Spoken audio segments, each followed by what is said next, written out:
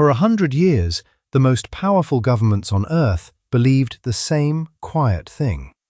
That somewhere in the world of molecules there was a key, one right compound slipped into the blood that could reach into a person and turn the dial of the human will. They were serious, they were funded, they were wrong, in a way that still matters tonight. Consider a single window, high above New York, in the autumn of 1953.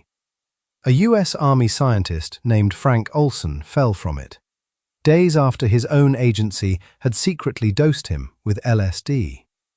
The drug that unmade his peace acts on one narrow target, a serotonin receptor subtype called 5-HT2A, and it acts there not as a switch, but as a partial agonist, a suggestion, a nudge the brain is free to ignore or to amplify into something vast. Nothing was commanded, everything was possible. That gap between the two is where our whole story lives. And here is something you were told that is not quite true. The truth serum, the barbiturate of 1,000 films, the drop that makes a bound captive confess, compels no truth at all. Sodium thiopental is simply a positive allosteric modulator at the GABA-A receptor. It loosens inhibition, softens the guarded edges of a mind. But a disinhibited brain lies as fluently as it confesses. Lower the guard, and out comes the fantasy just as readily as the fact. Why did anyone believe otherwise? Because of a war. In Korea, American soldiers signed confessions that could not be true, and a frightened nation decided they had been brainwashed, reprogrammed, hollowed out, and rewritten. That panic, not any evidence, founded the CIA's MKUltra in the spring of 1953. And across every drug they poured into it, scopolamine, mescaline, the delirium of BZ, the flat calm of chlorpromazine, the receptors were real, the mechanisms now well mapped and understood. Yet not one of them produced obedience on command. The Manchurian candidate was never built. So let this be the night you learn why the mind could not be seized. Let your shoulders soften.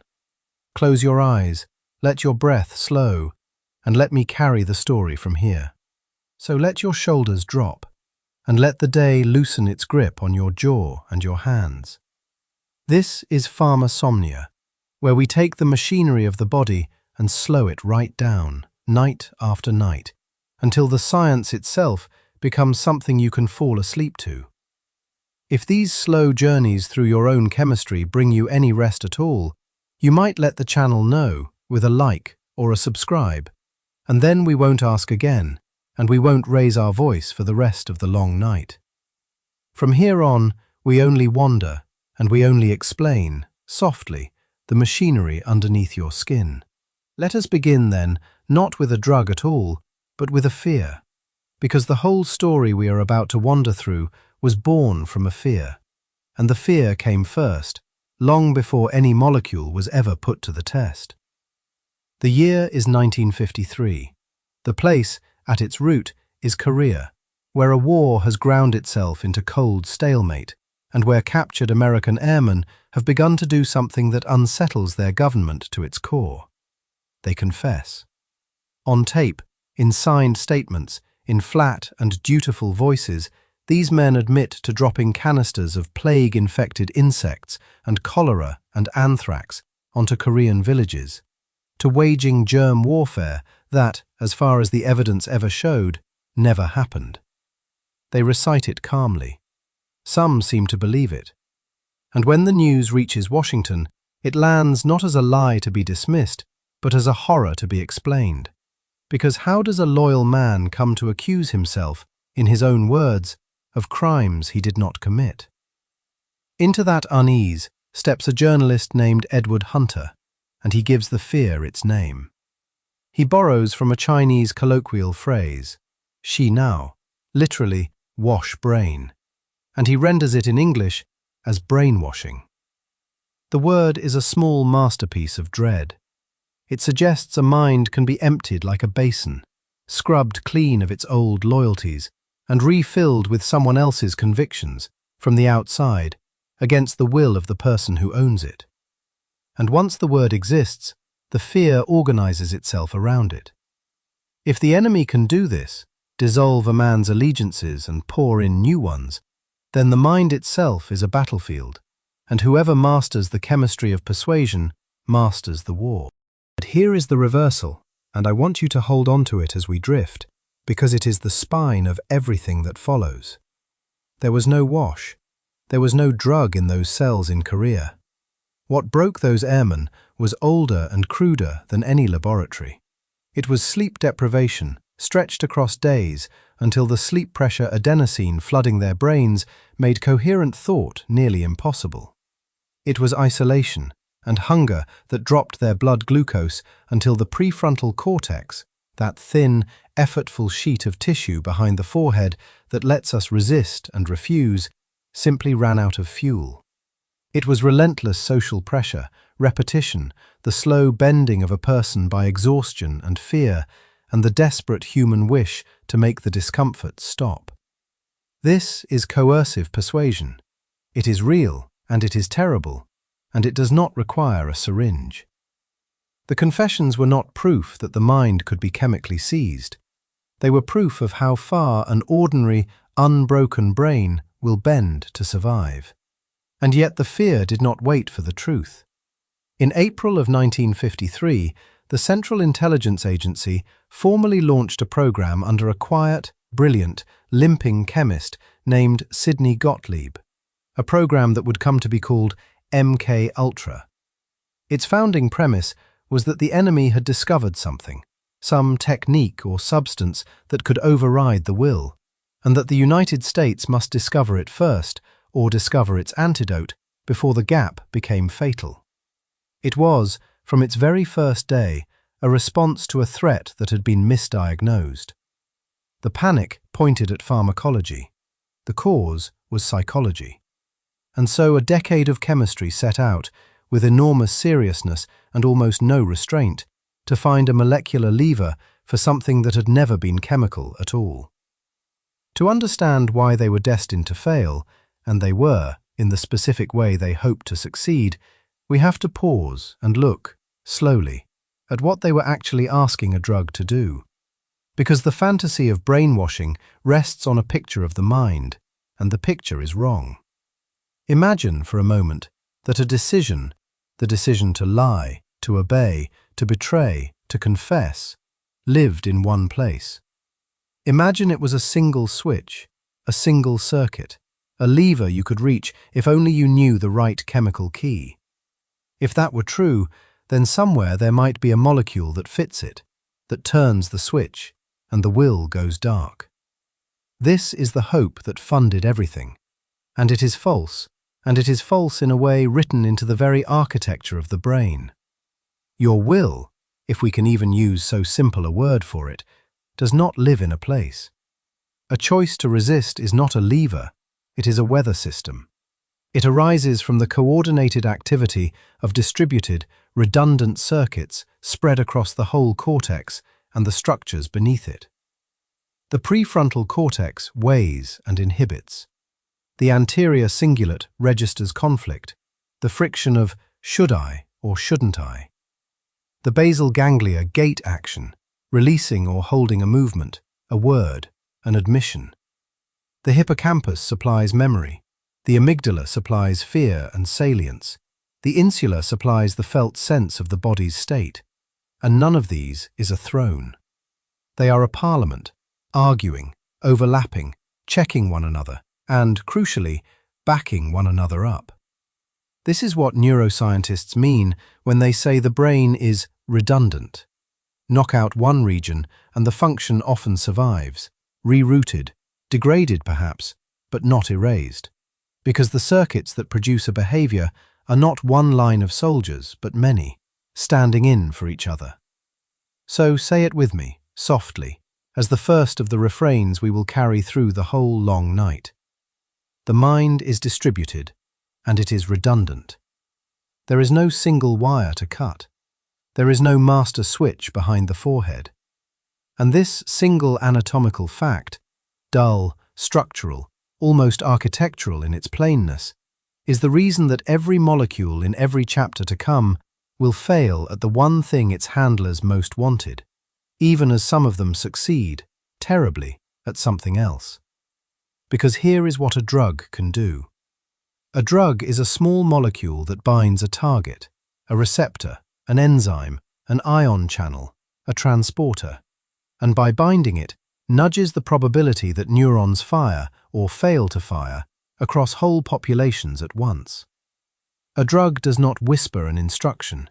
It does not carry a sentence.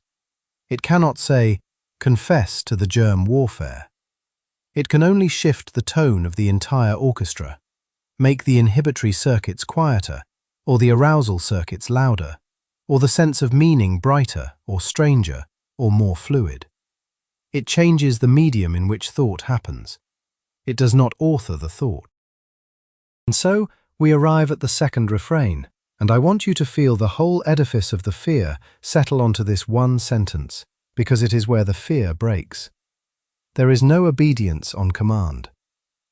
No molecule has ever been found, in 70 years of trying, and they tried, in ways we will follow, that makes a person reliably carry out an instruction against their settled will. You can make someone drowsy, you can make someone terrified, you can flood them with a sense of significance so overwhelming that ordinary caution dissolves. But drowsiness is not obedience. Terror is not obedience.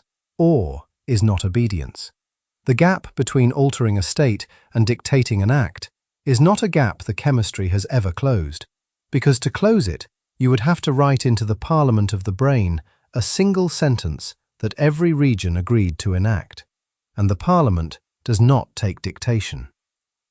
There is a third refrain, and it belongs here too, because it was the other half of the dream, the milder, more seductive half.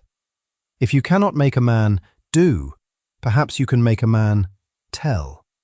Perhaps there is a drug that unlocks the truth, that dissolves the guard and lets the buried facts spill out clean and reliable.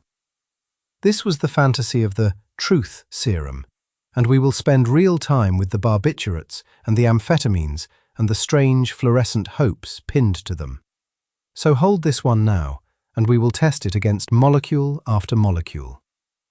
Disinhibition is not truth. A drug can lower the barriers.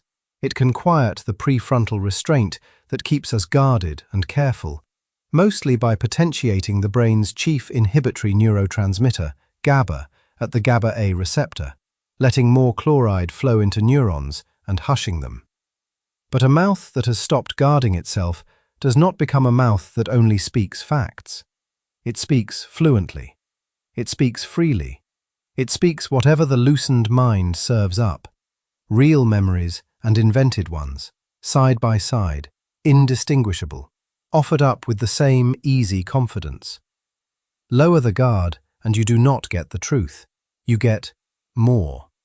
More words, more compliance, more suggestibility, more willingness to agree with the questioner in the room, which is exactly, precisely, the thing you least want if what you are after is the truth.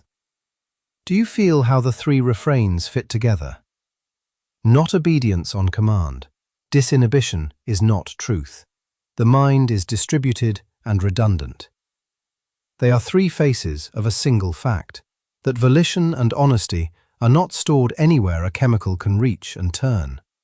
And every experiment we will visit, every dose slipped into a drink, every subject strapped to a bed, every operative dosing himself in a safe house to learn what it felt like, was a collision between this fact and the refusal to believe it. So picture Gottlieb in the spring of 1953, at the head of a program with a nearly bottomless budget and an almost total lack of oversight, looking out at a menu of substances the world barely understood. The barbiturates, already old, already in the doctor's bag. The amphetamines, sharp and bright. And arriving that very year through a Swiss pharmaceutical company, almost by accident, a molecule of almost unbelievable potency, a hallucinogen active in millionths of a gram, that would come to sit at the very center of everything. He believed, as his superiors believed, that somewhere in this pharmacy was the key the Chinese and the Soviets must already have found. He was wrong about the Chinese, who had used no chemistry at all. He was wrong about the key, because there was no lock. But he was not wrong that these molecules do things, profound, strange, sometimes ruinous things, to the distributed, redundant, gorgeously resistant machinery of a human mind. And it is those things, one careful molecule at a time, that we are going to spend the coming nights understanding. For now, let the fear itself dissolve a little, the way it should have back then. There was never a basin to be emptied. There was never a mind that could be washed clean and refilled from outside. There were only tired, frightened, ordinary brains, bending under pressure to survive, and a government that mistook that bending for magic and went looking, for the next 20 years, in all the wrong molecules, for a switch that was never there. Let that settle. We have all night, and no reason to hurry, and the whole strange pharmacy is still ahead of us. Of all those wrong molecules, one arrived by accident on a spring afternoon in Basel, and it was so strange that for a while men in dark suits genuinely believed it might be the switch at last. Its name is lysergic acid diethylamide. We call it LSD, and it began not in a laboratory of war, but in a quiet Swiss chemistry lab at Sandoz, where a young researcher named Albert Hofmann was working through a family of compounds derived from ergot, the fungus that grows on rye. Ergot alkaloids are indole compounds, molecules built around a particular two-ring nitrogen scaffold, the same scaffold that hides inside serotonin itself. That resemblance is not a curiosity, it is the whole story.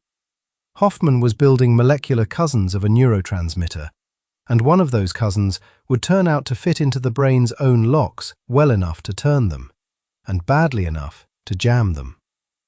He synthesized it in 1938 and set it aside. It did nothing interesting to the animals, so it went onto a shelf, the 25th compound in the lysergic acid series, and there it waited for 5 years.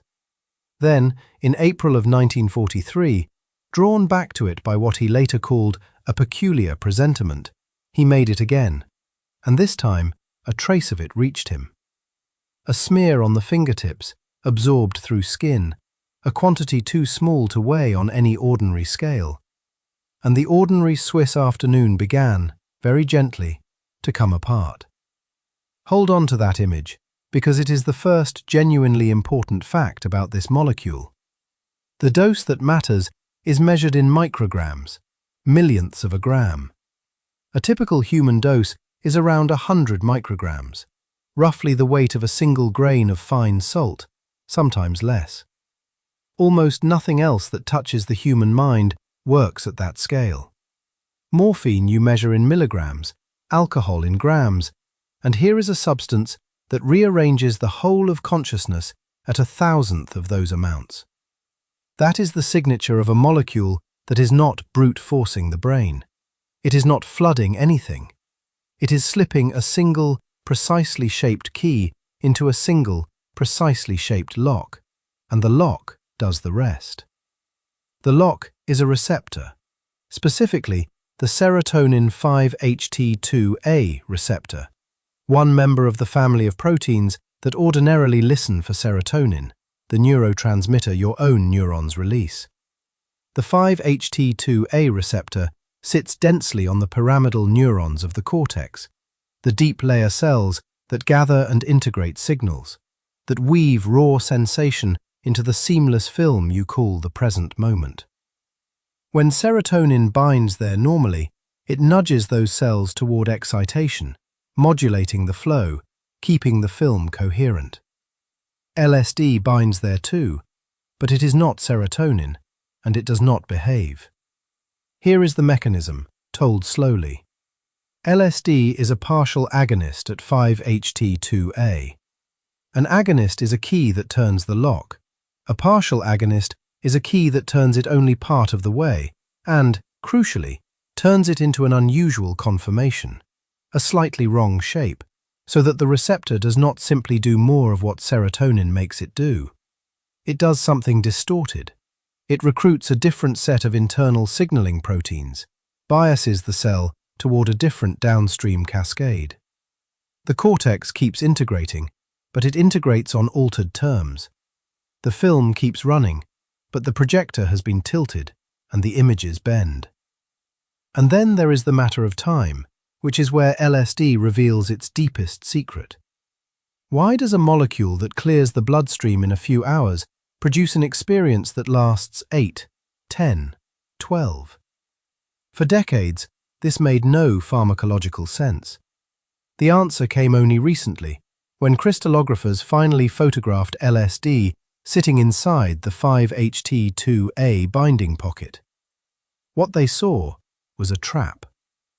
A part of the receptor, an extracellular loop, a flap of the protein's own structure, folds down over the bound LSD molecule like a lid closing over a well.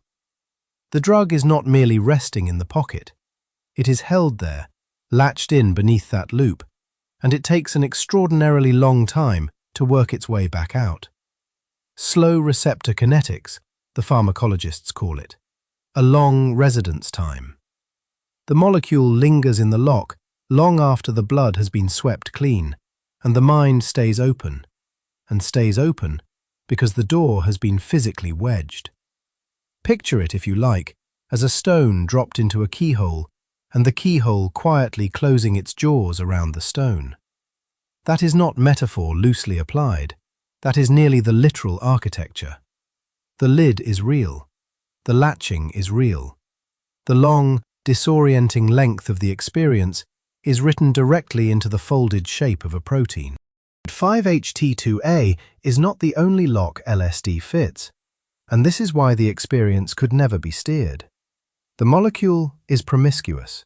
It touches the 5-HT1A receptor, another serotonin subtype, one that tends to quiet neurons rather than excite them, tugging mood and anxiety in its own direction. It touches 5-HT2C, threading into appetite and further into perception. And it reaches beyond serotonin entirely, brushing against dopamine receptors, the D2 family among them, adding a thread of the brain's reward and salience chemistry to the weave. So the total effect is not a single note struck cleanly. It is a chord played across a whole rack of receptors at once, each contributing, each interacting, no two nervous systems weighting them quite the same. Which is why the experience depends so utterly on what the older writers called set and setting, the mind you bring and the room you sit in. A partial agonist at 5-HT2A does not deliver content. It amplifies and distorts whatever content the mind already holds. It takes the brain's own material, its memories, its fears, its half-formed associations, the raw hum of the sensory present, and it turns up the gain and bends the geometry, and then it hands the result back to you, magnified and strange. A calm mind in a warm room might find wonder. A frightened mind in a cold room might find horror. The molecule does not choose. The molecule only opens the door and holds it, and what walks through is you. Remember our spine, the thread we have been following through every chapter of this long night. They were looking for a switch, a way to install a thought, erase a memory, overwrite a will, pour new content into a mind from the outside. And here, in this microgram molecule, is the purest refutation of that dream that pharmacology has ever produced. LSD is the most powerful psychoactive substance ever discovered, and it cannot put a single specific idea into your head. It can only take what is already there and set it spinning. The men in dark suits did not understand this, and so they fell in love. By the early 1950s, the compound had reached the Central Intelligence Agency, and to a mind primed by the fear of the previous chapters, the fear that the enemy had found a way to wash and refill the human brain, LSD looked like providence. A colorless, tasteless, odorless liquid, active in doses too small to detect, capable of unhinging a person's grip on reality for the better part of a day. Surely, they reasoned, a substance that could take a mind apart could be persuaded to reassemble it to order. Surely, this was the chemistry of the switch. And so, LSD became the beating heart of the program we now call MKUltra. What followed was not science. It was something closer to a long, cruel fumbling in the dark, dressed in the vocabulary of research. They dosed people. That is the plain fact of it. They dosed each other, testing it among agents in the office to see who could function, and then, past every line that a decent discipline draws around itself, they dosed people who did not know. Unwitting subjects, the phrase itself should chill you. American citizens given a mind-shattering drug without knowledge or consent, in bars, in clinics, in rented rooms, so the agency could watch what a person does when reality dissolves around them and they do not even know why.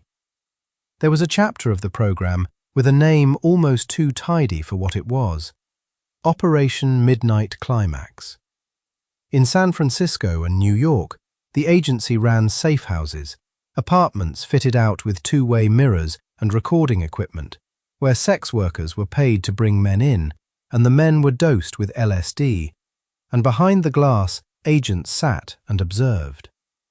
They were trying to learn whether the loosened, reeling mind would give up its secrets, whether a person in the grip of the drug could be interrogated, steered, made to confess or comply. Every dose, every subject, every safe house was another test of the same false premise, that if you broke the mind open far enough, you could reach in and rearrange it. But you cannot. That is what every single one of those rooms proved, night after night, though the men behind the mirrors could not read the result they were writing. A partial agonist at 5-HT2A does not make a person controllable. It makes them ungovernable, flooded with their own amplified interior, less suggestible in any useful sense, not more. The distorted mind is not an open ledger waiting for the interrogator's pen. It is a storm of the subject's own contents, and no one, least of all the frightened person inside it, is in command of what surfaces. The drug that was supposed to be the master key turned out to open only the door to the self, and to open it in a direction no operator could choose. And it must be said, slowly and without softening, that the cost of this fumbling was measured in a human life. Frank Olson was a scientist, a bacteriologist who worked for the army, a husband and a father. In November of 1953, at a work retreat, he was given LSD without his knowledge, slipped into an after-dinner drink by colleagues running the experiment on their own. In the days that followed, Olson came apart, agitated, sleepless, unmoored, a stable man suddenly unable to find the flaw beneath his own thoughts. He was taken to New York, ostensibly for care, and there, in the early hours of a winter morning, he went out a window of a hotel room high above the street, and he died on the pavement below. His family was told it was an accident, and then, years later, a suicide, and the truth of that dosing stayed buried for 2 decades.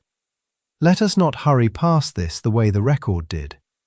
A man was given a molecule that latches beneath a loop of protein in the cortex and holds the mind open for hours, and he was given it in secret, by people he trusted, in the service of a fantasy about controlling human beings, and it killed him.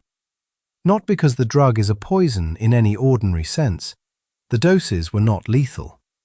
It killed him because it took his own mind and turned it against him in a room where no one had prepared him, no one had comforted him, no one had told him what was happening or why. Set and setting. The molecule only opened the door. What walked through in that hotel room was terror, with nothing to hold it. So, here is the verdict, and it is the spine of this whole long night restated in its clearest form. LSD is the most potent mind-altering compound humanity has ever held.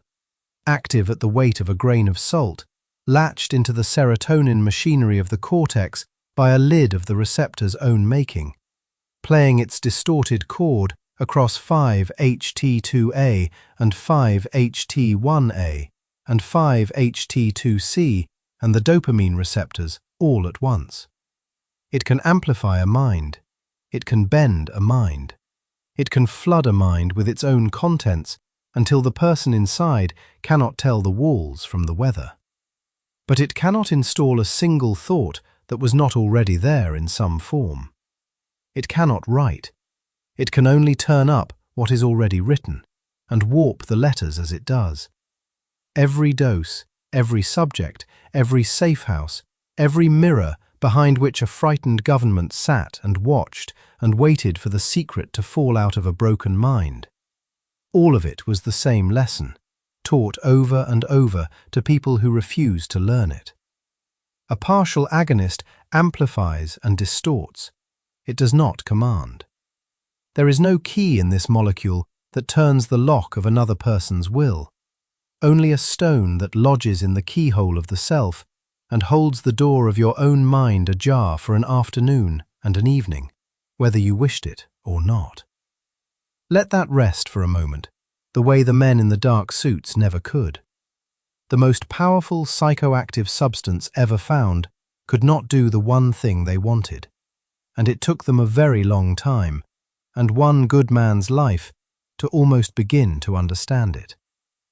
We will follow that failure into other molecules, other locks, other rooms, on the nights still ahead. For now, there is nothing to hold, and nothing to solve, and the whole quiet architecture of the receptor, its pocket, its loop, its closing lid, asks nothing of you at all. So let us walk from that first failure into a second one, older and stranger, and follow it back through a nightshade hedge to a plant your grandmother might have warned you about.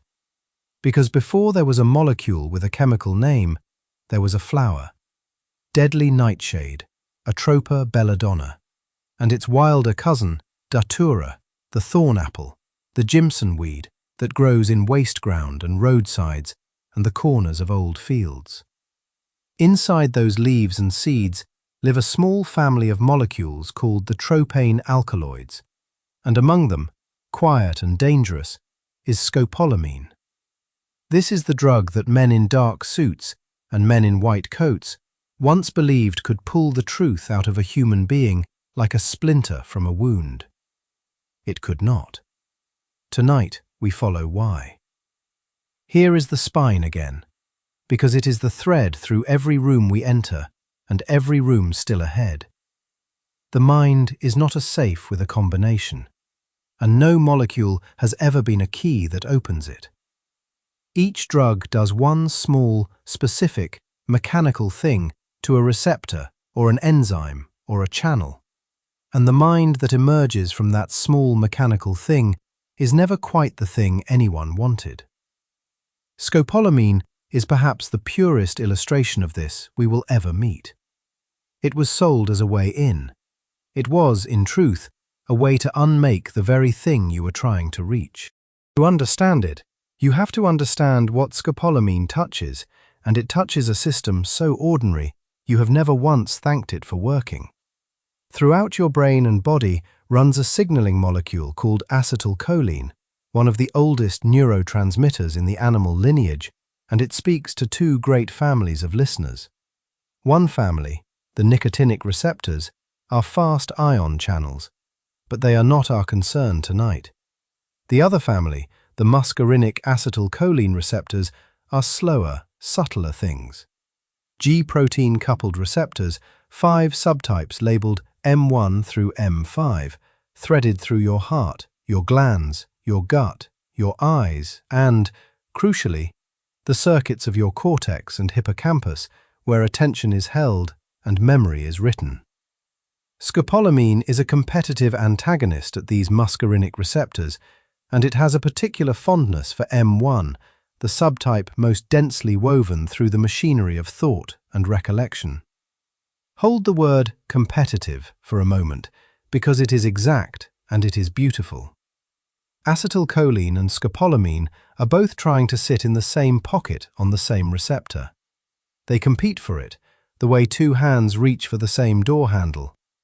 But scopolamine, once it settles into that pocket, does nothing. It does not turn the handle.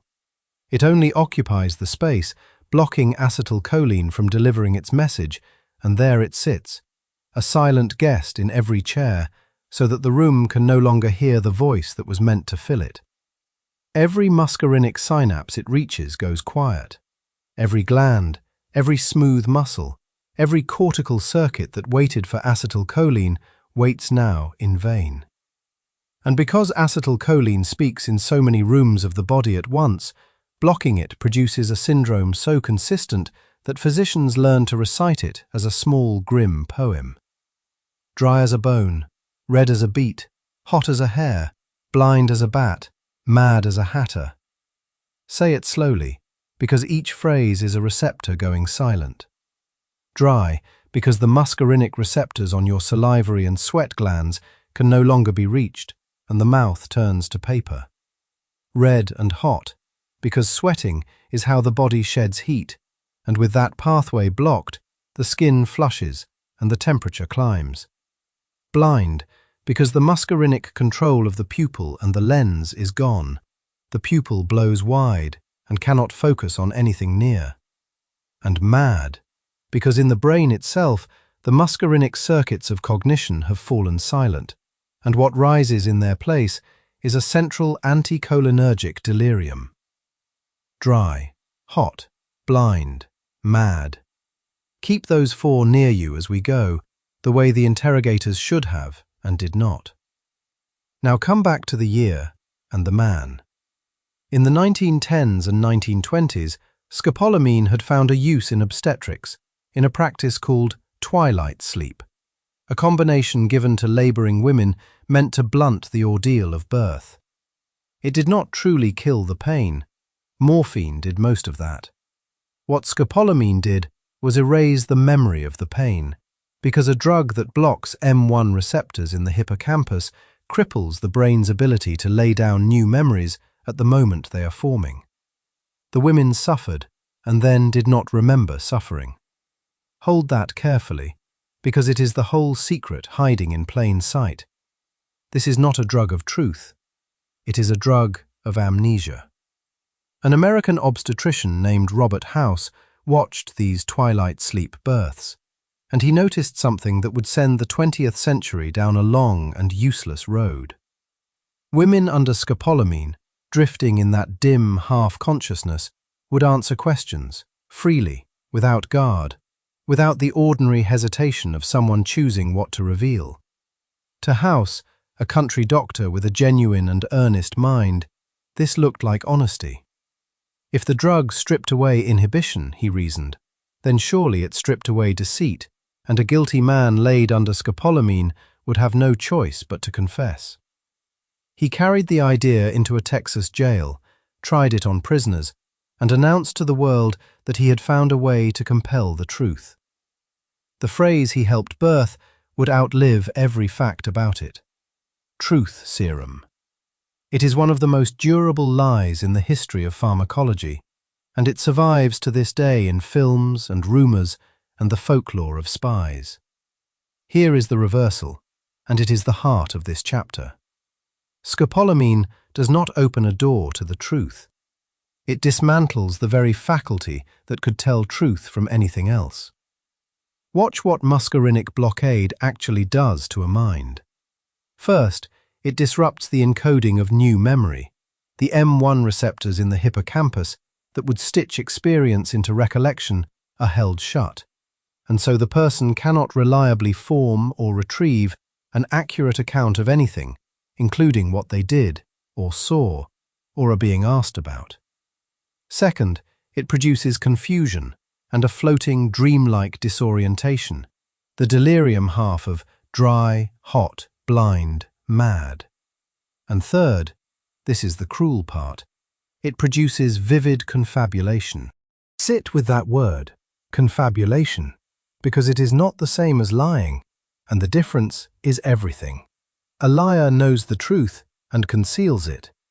A confabulating mind does not know it is inventing at all.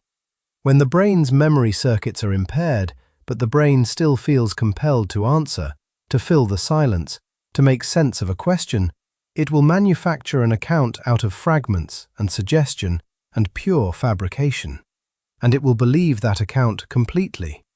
Ask a person under scopolamine whether they were at a certain place, and their delirious, suggestible mind may build the memory of being there on the spot, complete and confident and utterly false. They are not deceiving you. They are not confessing to you. They are dreaming out loud and taking dictation from your own questions. And that is why the truth serum was never a truth serum. A suggestible mind is the exact opposite of a reliable witness. The more freely the drugged subject speaks, the more that speech is shaped by the interrogator's own phrasing, the leading question, the expected answer, the thing the questioner already wished to hear. Whatever comes out is a collaboration between a suggestion and a delirium, worthless as evidence, unmoored from any fact, a confession you could no more trust than a fever dream. The drug did not remove the barrier between the mind and the truth. It removed the barrier between the mind and invention. Return to the spine, because scopolamine sharpens it to a point. The mind is not a safe with a combination. What scopolamine does at the molecular level is a single, specific mechanical thing. It competes with acetylcholine for the muscarinic pocket, and it wins that pocket, and it goes silent in every chair. That is all. It does not know what truth is. It does not reach for guilt. It simply subtracts a neurotransmitter from a set of circuits, and the mind that emerges from that subtraction is not a truthful mind, and not a lying mind, but a drowning one, disoriented, dry, hot, blind and mad, narrating a story it cannot tell from a dream. The men who wanted a key had found, once again, only a way to break the lock so thoroughly that nothing behind it could ever be read. There is a tenderness in seeing why the mistake was so easy to make. House was watching something real. The scopolamine did lower inhibition. It did make people speak without their usual guard. But inhibition is not the same as deception, and a mouth that speaks freely is not a mouth that speaks truly. The absence of the ordinary sentinel, the careful, editing, self-protecting voice we all keep at the gate, does not reveal a hidden, honest self beneath. It reveals only the machinery underneath, running without its supervisor. The fragments, the suggestions, the half-formed images that the waking mind normally shapes and censors before they ever reach the tongue. Take away the editor, and you do not get the true book. You get the marginalia, the crossed-out lines, the notes that were never meant to be read, all spoken aloud as though they were gospel. You can trace this all the way back down to the receptor, and the tracing is calm and exact. Acetylcholine is released. It drifts across the synapse. Ordinarily, it settles into the muscarinic pocket, and the G-protein-coupled receptor changes its shape and passes a signal inward. And that signal, multiplied across millions of synapses in the hippocampus and cortex, is part of what lets a memory be written and held and later retrieved as itself. Block that pocket with a tropane alkaloid from a nightshade leaf, and the signal never passes. The memory is never written cleanly. And so, when the question comes, where were you? What did you do? Who did you see? There is no clean memory to consult, and the delirious mind, still wanting to answer, builds one from nothing and hands it over with perfect false confidence. Every silenced M1 receptor is a page that could not be written on. Every silenced receptor is a witness who cannot remember, dressed up as a witness who will not stop talking. Dry, hot, blind, mad. Say it once more, and let each word land where it belongs. The dry mouth of a blocked salivary gland. the hot skin of a body that cannot sweat, the blind, wide pupil that cannot focus, the mad and floating delirium of a cortex whose cholinergic voice has gone quiet. 4 rooms of the same silence, and in the last of them, in the mad, lived the whole doomed dream of the truth serum, a dream that mistook the noise of a broken memory for the sound of an honest one. So here again is the shape we keep finding, the shape that will follow us through every molecule still ahead. Someone looks at a drug, sees a mind loosened by it, and imagines the loosening is a road to control, to truth, to confession, to obedience, to the safe swung open. And the drug, indifferent as ever, does only its one small mechanical thing at its one small named target, and the mind that comes out the other side is not opened but altered, not revealed but rewritten. Scopolamine did not carry the truth up out of anyone. It only proved, again, that there is no such thing to carry, that memory is fragile and made and easily dissolved, and that a mind with its acetylcholine blocked will tell you, sweetly and certainly, whatever the shape of the silence suggests. Let that dissolve, the way scopolamine itself dissolves the line between what happened and what was merely said. There is nothing to confess tonight, and no one asking. The nightshade grows quietly in its hedge, its alkaloids folded into its leaves, meaning nothing by them at all. And the muscarinic receptor, empty or full, keeps its small mechanical faith, asking nothing of you, holding nothing against you, as we drift on toward the next locked room and the next molecule that was mistaken for its key. Let us walk now into a different quiet, the quiet of an operating theatre in the middle of the last century, where a slow drop of amber fluid was falling into a vein and a man was being asked, gently, to tell the truth. This was the age of narco-analysis, the age of what the newspapers loved to call the truth serum, and the molecules at the center of it were the barbiturates. 2 names carry most of this story: sodium thiopental, sometimes written as sodium pentothal, and sodium amytal, whose proper chemical name is amobarbital. Both are barbituric acid derivatives, cousins in a family of sedatives that once ruled the pharmacy shelf, and both were poured, drop by careful drop, into the arms of soldiers and suspects and patients on the belief that a lowered mind would surrender its secrets. To understand what they actually did, we have to return to a receptor we have visited before, the one that governs calm itself, the GABA-A receptor. Picture it as a gate set into the wall of a neuron, a channel that, when it opens, lets negatively charged chloride ions flow inward. Chloride carries a negative charge, and when it pours into the cell, it makes the inside of that neuron more negative, more reluctant, harder to fire. This is inhibition, the brain's own brake, the molecular basis of quiet. GABA, the brain's chief inhibitory neurotransmitter, is the key that ordinarily opens this gate. And the barbiturates do not replace that key. They do something subtler, something the pharmacologists call positive allosteric modulation. Hold that phrase gently, because it is the heart of the mechanism.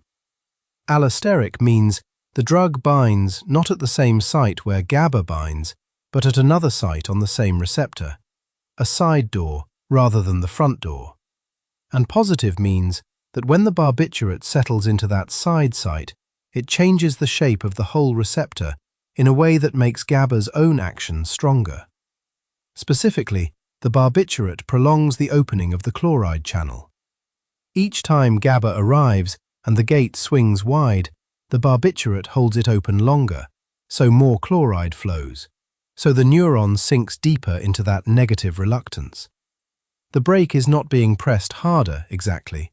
The brake is being held down a fraction of a second longer with every application. And across billions of synapses, that small prolongation accumulates into sedation, into drowsiness, into the loosening of the whole architecture of vigilance. This is where the barbiturates part company from the benzodiazepines, which we will meet in their own chapter later in the night. The benzodiazepines also modulate this receptor, but they act by increasing the frequency of channel opening rather than its duration, and crucially, they need GABA to be present to do anything at all. The barbiturates are less patient, less dependent. At the low doses used to make a person talkative, they simply prolong what GABA is already doing. But at higher exposures, the barbiturates cross a line the benzodiazepines never cross. They can open that chloride channel directly, without GABA present at all, prying the gate wide by themselves. This is why a barbiturate overdose is so much more dangerous than a benzodiazepine overdose. There is no natural ceiling. Push the dose, and the brake is held down not a fraction longer, but permanently, until the neurons that drive breathing fall silent along with everything else. The same molecular generosity that made a man loosen his tongue could, with only a little more, still his lungs. Now let us follow the drop of thiopental as it enters the vein, because the pharmacokinetics here are as elegant as the mechanism. Thiopental is extraordinarily lipid-soluble, extraordinarily fond of fat, and the brain is among the fattiest tissues in the body and among the most richly supplied with blood. So the molecule, riding the bloodstream, reaches the brain within seconds and dissolves eagerly into its lipid membranes. Onset is almost immediate, a warmth climbing the arm, a heaviness behind the eyes, and then the room going soft. This is why thiopental was prized as an anesthetic induction agent, the first push that carried a patient under before the longer-acting gases took over. But here is the beautiful part, the part that explains why its effect was so brief. The drug does not leave the body quickly. It has not been metabolized. Not yet. Not in those first few minutes. Instead, it redistributes. The brain got the drug first because the brain is so richly perfused. But as the concentration in the blood falls, the thiopental that had flooded the brain begins to flow back out, following the gradient, and it settles instead into the muscle, and eventually into the vast, slow reservoir of the body's fat, where blood flows sluggishly and molecules can rest for hours. The brain empties long before the body does. The patient wakes, groggy and slurring, not because the drug is gone, but because it has merely moved, drained out of the neurons and into the padding of the flesh, waiting to be dealt with by the liver at its own unhurried pace. Rapid onset, brief action, and the whole vanishing act accomplished not by elimination, but by the simple physics of a fat-loving molecule finding the fattest, quietest place to lie down. And into that window, that brief interval of loosened brakes, the interrogators leaned close and asked their questions. The theory was seductive. If vigilance is inhibition, if the guarded mind is a mind holding itself in check, then dissolve the check, prolong the chloride flow, deepen the inhibitory tone until the guard slumps at his post, and surely the truth beneath will simply spill out, unguarded at last. The subject becomes talkative.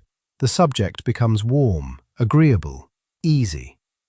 Words that would have been weighed and measured now fall out lightly, because the effort of speaking has been lowered, because the machinery that ordinarily reviews each sentence before releasing it has been sedated along with everything else. And here we arrive at the reversal, the quiet catastrophe at the center of this whole enterprise. And it is the same reversal we have been circling all night. Disinhibition is not truth. Say it slowly, because it undoes an entire era of belief. The barbiturate lowers the effort of speaking. It does not raise the accuracy of what is spoken. These are two entirely different faculties, housed in different processes, and the drug touches only one of them. A man under sodium amytal will indeed talk more freely.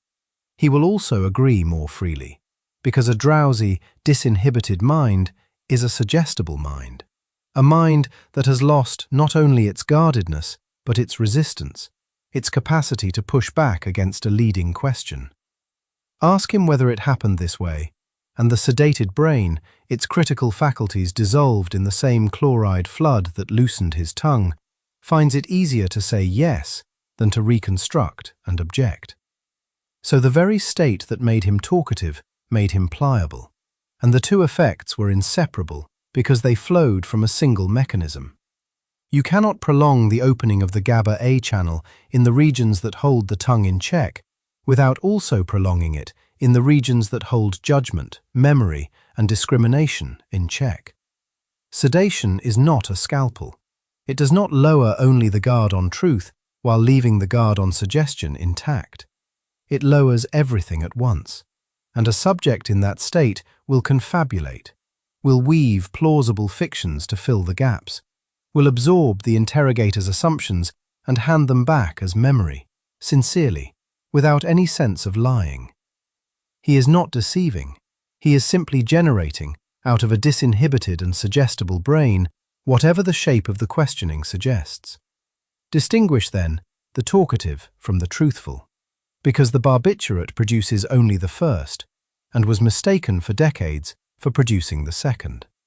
A man may speak and speak, fluent and warm and unguarded, and every word of it may be false, not through malice, but through the simple pharmacology of a brain whose inhibitory tone has been deepened past the point where it can tell its own inventions from its own recollections. Disinhibition is not truth. The drop of amber fluid dissolved the reluctance to answer. It could not dissolve the difference between what happened and what was merely convenient to say. Now let us follow the drop of thiopental as it enters the vein, because the pharmacokinetics here are as elegant as the mechanism. Thiopental is extraordinarily lipid-soluble, extraordinarily fond of fat, and the brain is among the fattiest tissues in the body and among the most richly supplied with blood. So the molecule, riding the bloodstream, reaches the brain within seconds and dissolves eagerly into its lipid membranes. Onset is almost immediate, a warmth climbing the arm, a heaviness behind the eyes, and then the room going soft. This is why thiopental was prized as an anesthetic induction agent, the first push that carried a patient under before the longer-acting gases took over. But here is the beautiful part, the part that explains why its effect was so brief. The drug does not leave the body quickly. It has not been metabolized. Not yet. Not in those first few minutes. Instead, it redistributes. The brain got the drug first because the brain is so richly perfused. But as the concentration in the blood falls, the thiopental that had flooded the brain begins to flow back out, following the gradient, and it settles instead into the muscle and eventually into the vast, slow reservoir of the body's fat, where blood flows sluggishly and molecules can rest for hours. The brain empties long before the body does. The patient wakes, groggy and slurring, not because the drug is gone, but because it has merely moved, drained out of the neurons and into the padding of the flesh, waiting to be dealt with by the liver at its own unhurried pace. Rapid onset, brief action, and the whole vanishing act accomplished not by elimination, but by the simple physics of a fat-loving molecule finding the fattest, quietest place to lie down. And into that window, that brief interval of loosened brakes, the interrogators leaned close and asked their questions. The theory was seductive. If vigilance is inhibition, if the guarded mind is a mind holding itself in check, then dissolve the check. Prolong the chloride flow, deepen the inhibitory tone until the guard slumps at his post, and surely the truth beneath will simply spill out, unguarded at last. The subject becomes talkative. The subject becomes warm, agreeable, easy. Words that would have been weighed and measured now fall out lightly, because the effort of speaking has been lowered, because the machinery that ordinarily reviews each sentence before releasing it has been sedated along with everything else. And here we arrive at the reversal, the quiet catastrophe at the center of this whole enterprise. And it is the same reversal we have been circling all night. Disinhibition is not truth. Say it slowly, because it undoes an entire era of belief. The barbiturate lowers the effort of speaking. It does not raise the accuracy of what is spoken. These are two entirely different faculties, housed in different processes, and the drug touches only one of them. A man under sodium amytal will indeed talk more freely. He will also agree more freely, because a drowsy, disinhibited mind is a suggestible mind. A mind that has lost not only its guardedness, but its resistance, its capacity to push back against a leading question. Ask him whether it happened this way, and the sedated brain, its critical faculties dissolved in the same chloride flood that loosened his tongue, finds it easier to say yes than to reconstruct and object. So, the very state that made him talkative made him pliable, and the two effects were inseparable because they flowed from a single mechanism. You cannot prolong the opening of the GABA-A channel in the regions that hold the tongue in check without also prolonging it in the regions that hold judgment, memory, and discrimination in check. Sedation is not a scalpel. It does not lower only the guard on truth while leaving the guard on suggestion intact. It lowers everything at once, and a subject in that state will confabulate, will weave plausible fictions to fill the gaps, will absorb the interrogator's assumptions and hand them back as memory, sincerely, without any sense of lying. He is not deceiving, he is simply generating, out of a disinhibited and suggestible brain, whatever the shape of the questioning suggests. Distinguish, then, the talkative from the truthful, because the barbiturate produces only the first, and was mistaken for decades for producing the second.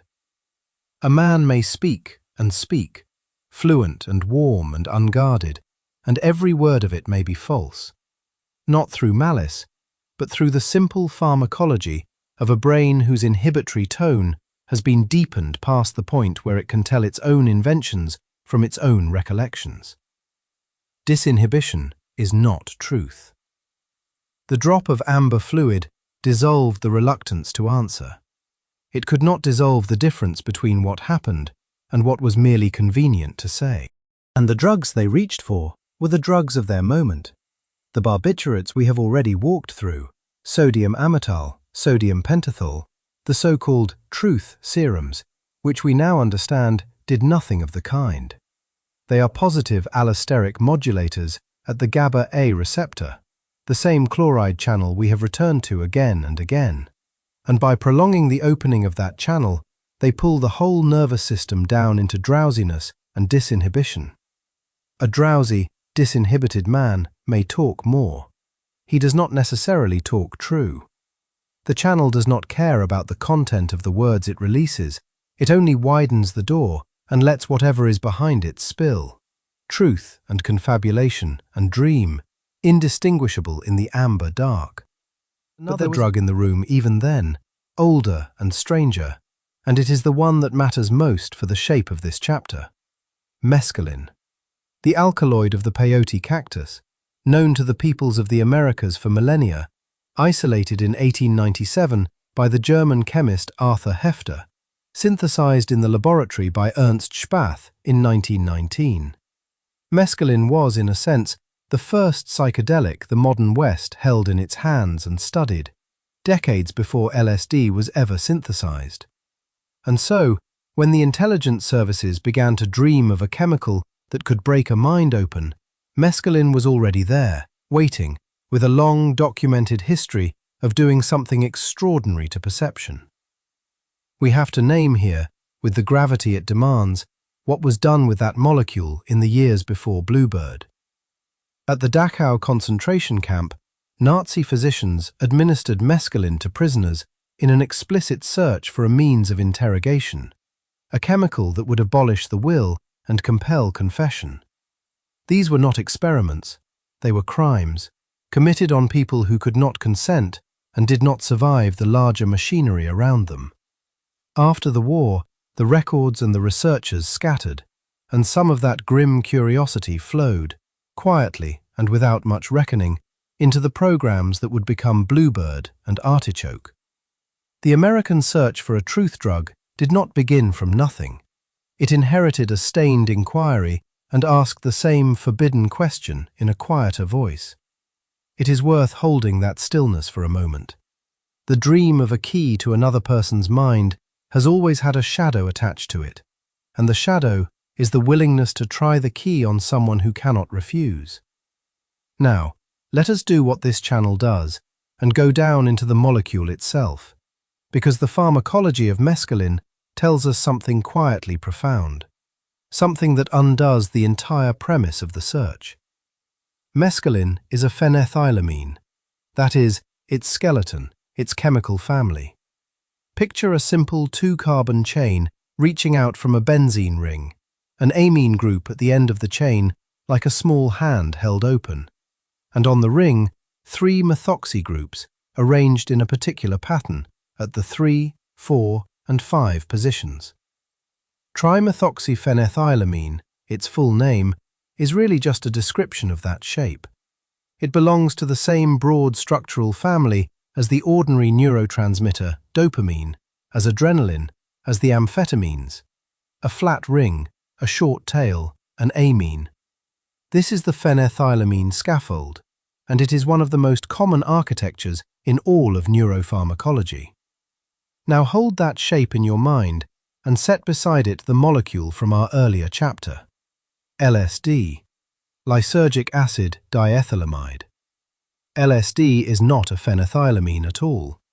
It is an indole, or more precisely, an ergoline, a large, rigid, many-ringed structure, 4 fused rings locked together into a complex bracelet, with the indole nucleus buried inside it. If you laid the two molecules side by side on the bench, mescaline small and open, LSD large and folded and ornate, you would not guess they were related. They are not related. They come from different chemical worlds, different families, different scaffolds entirely. One is the peyote cactus. One is a mold on rye. And yet they do the same thing. This is the heart of it, the quiet revelation this chapter exists to deliver. Both mescaline and LSD are agonists, partial agonists in the important cases, at the serotonin 5-HT2A receptor. That single receptor, sitting in the membranes of the deep pyramidal neurons of the cortex, coupled to its GQ protein and its cascade of phospholipase C and inositol trisphosphate, is the target. When either molecule binds into the pocket of that receptor and stabilizes it in its active shape, the cascade fires. The cortical layer 5 neurons grow excitable and disorganized in their signaling, and the perceptual world softens and bends and blooms. It does not matter that one key is small and the other ornate. What matters is that both fit the same lock. The receptor does not read the family name of the molecule. It reads the shape that touches its binding pocket. And both of these very different shapes present, at the crucial contact points, a face the 5-HT2A receptor recognizes. Let that settle, because it overturns something we instinctively assume. We tend to think that similar effects must come from similar drugs, that the family of a molecule predicts what it will do. It is not so. Structure does not define the effect. The target defines the effect.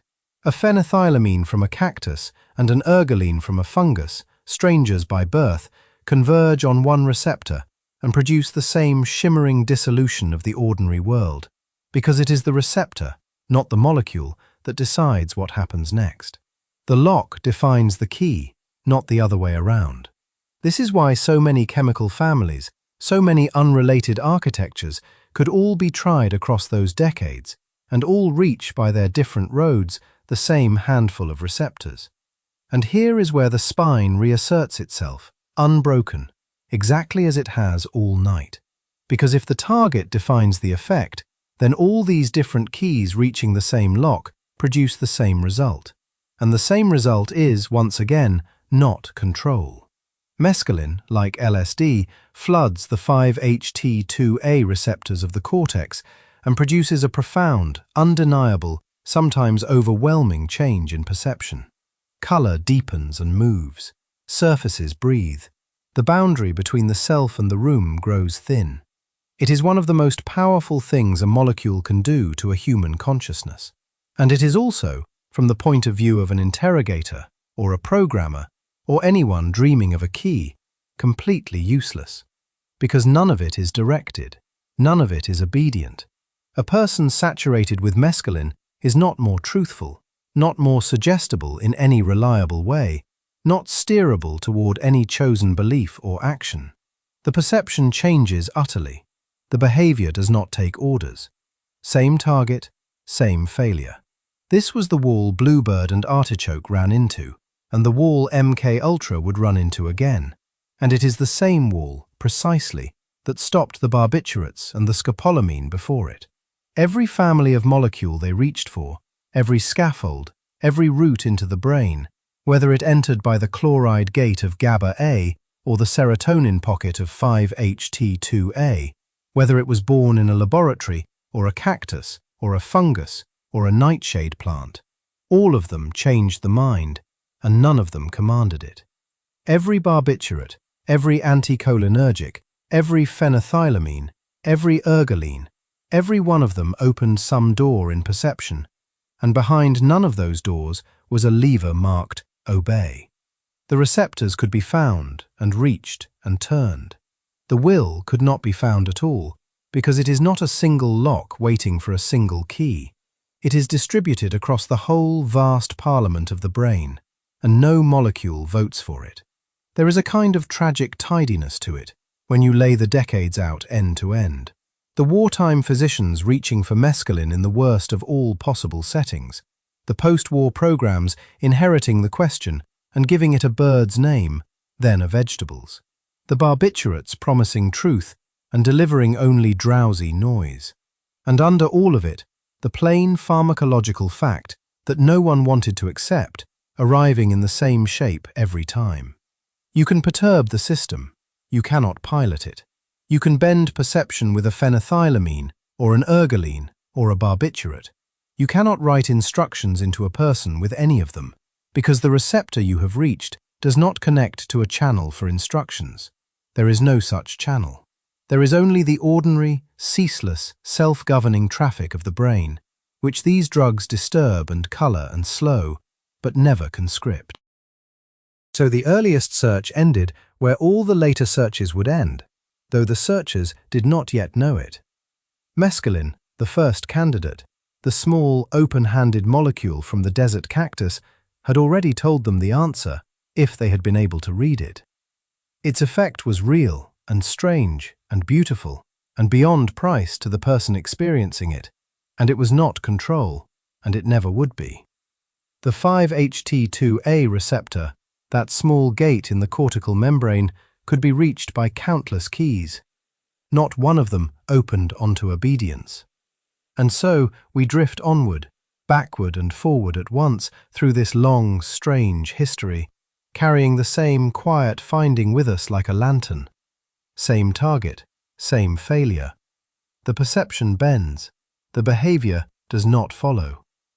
Somewhere, a small molecule from a cactus is folding into a receptor it was never meant for, and the world of the person who took it is blooming into color, and no one, anywhere, is being controlled.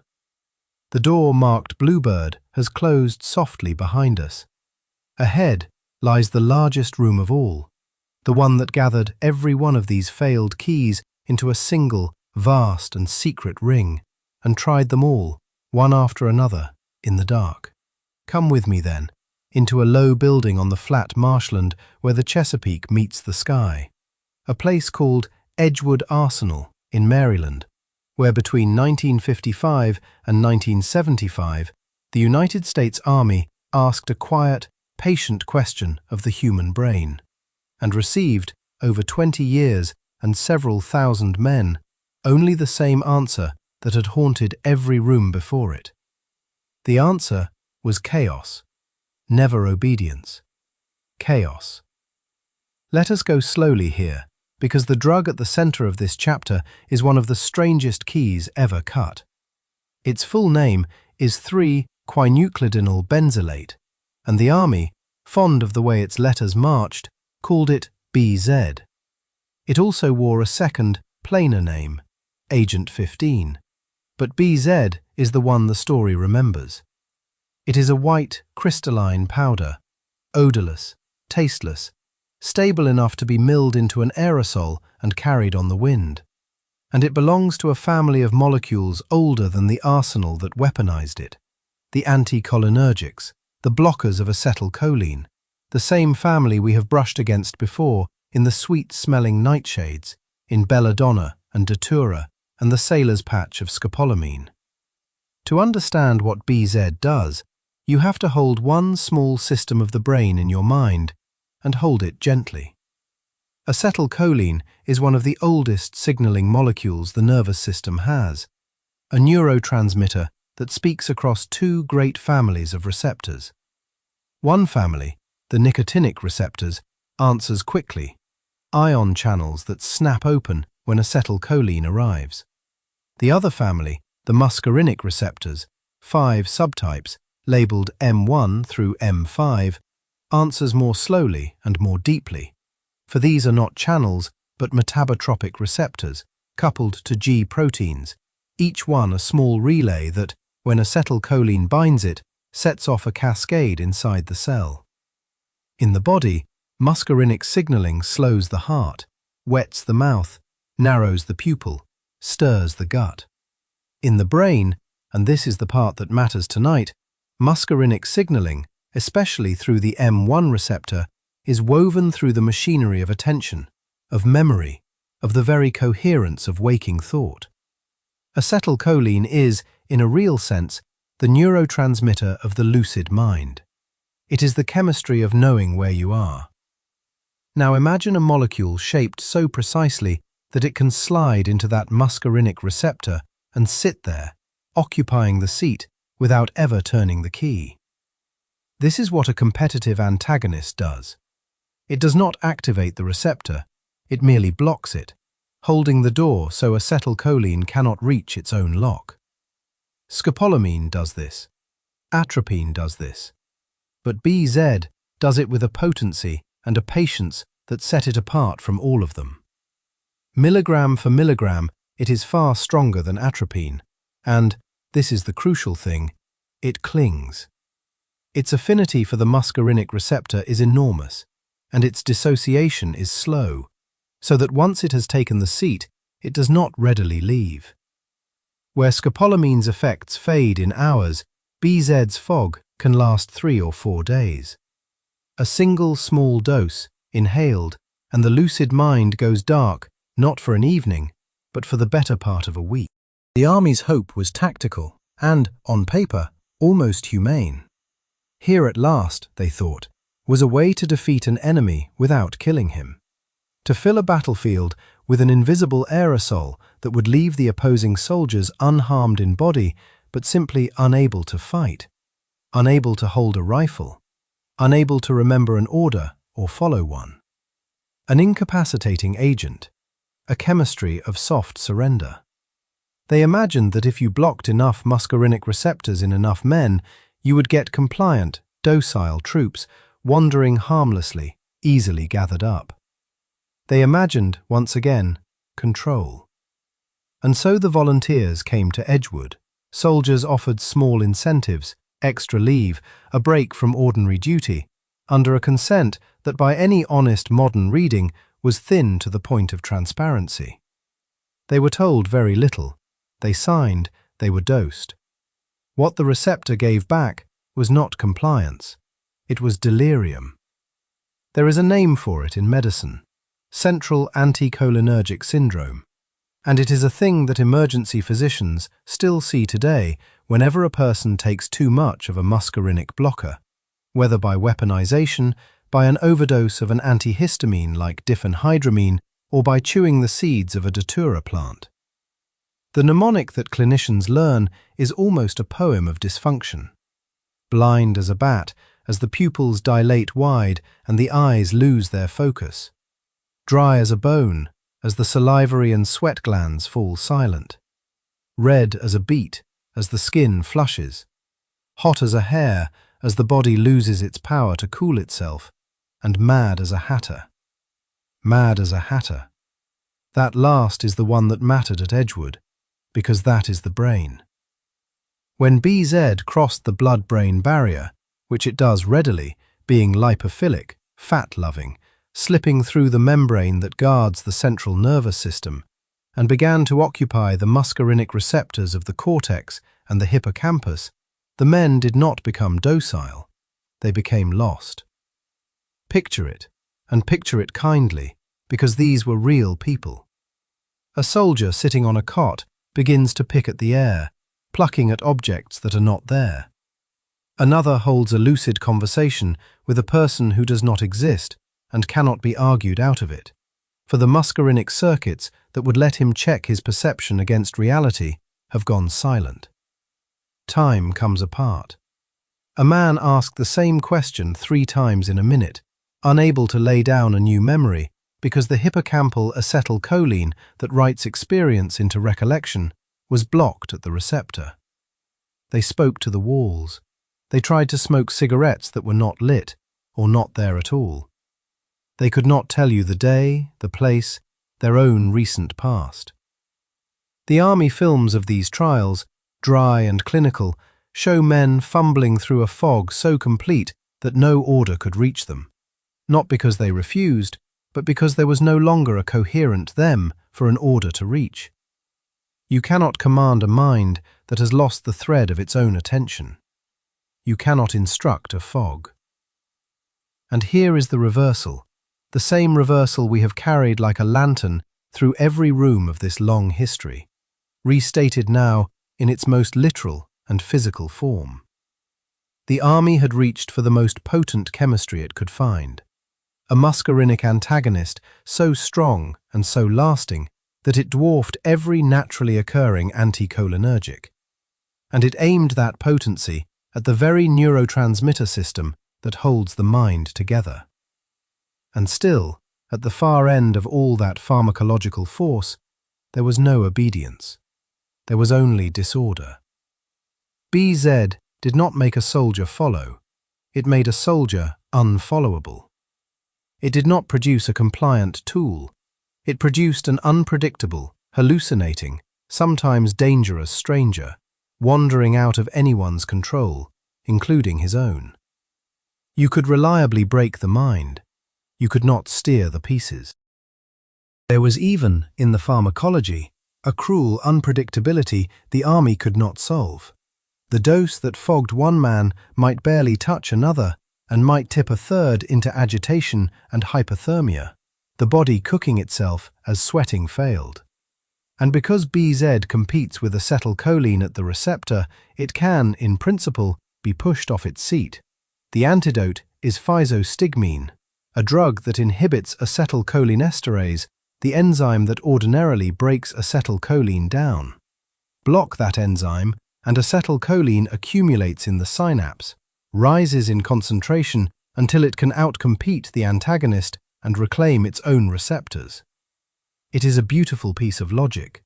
Restore the messenger by refusing to let it be destroyed. But physostigmine itself is short-acting and narrow in its safety, and when your enemy is a molecule that lingers for days, you would have to give the antidote again and again, chasing a fog that keeps returning as the enzyme recovers and the BZ, still bound, still waiting, resumes its long occupation of the receptor. Even the cure could not hold the line.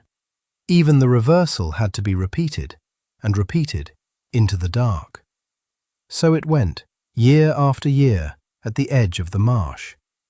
Every soldier who walked into that building carrying an ordinary morning. Every trial logged in a dry hand, in a dry ledger. Every fog that rolled in behind the eyes as another set of muscarinic receptors fell silent, and the lucid mind guttered like a lamp in a draught. Every dilated pupil, every phantom cigarette, every conversation with the empty air, every dose that promised control and delivered only weather. For that is what it was in the end, weather inside a skull, a front of confusion moving through in its own time, indifferent to command. Every soldier, every trial, every fog. And at the center of all of them, the same quiet finding we have carried since the first chapter, restated once more in the plainest terms the brain can offer. You can block the receptor. You cannot dictate the mind that runs on it. Because that is the shape of the thing, and it has been the shape of the thing all along. Behavior is not a switch wired to a single molecule. It is the sum of 100 systems in conversation, and when you silence one, even the very system that carries attention and memory, even acetylcholine itself, you do not gain the wheel, you lose the road.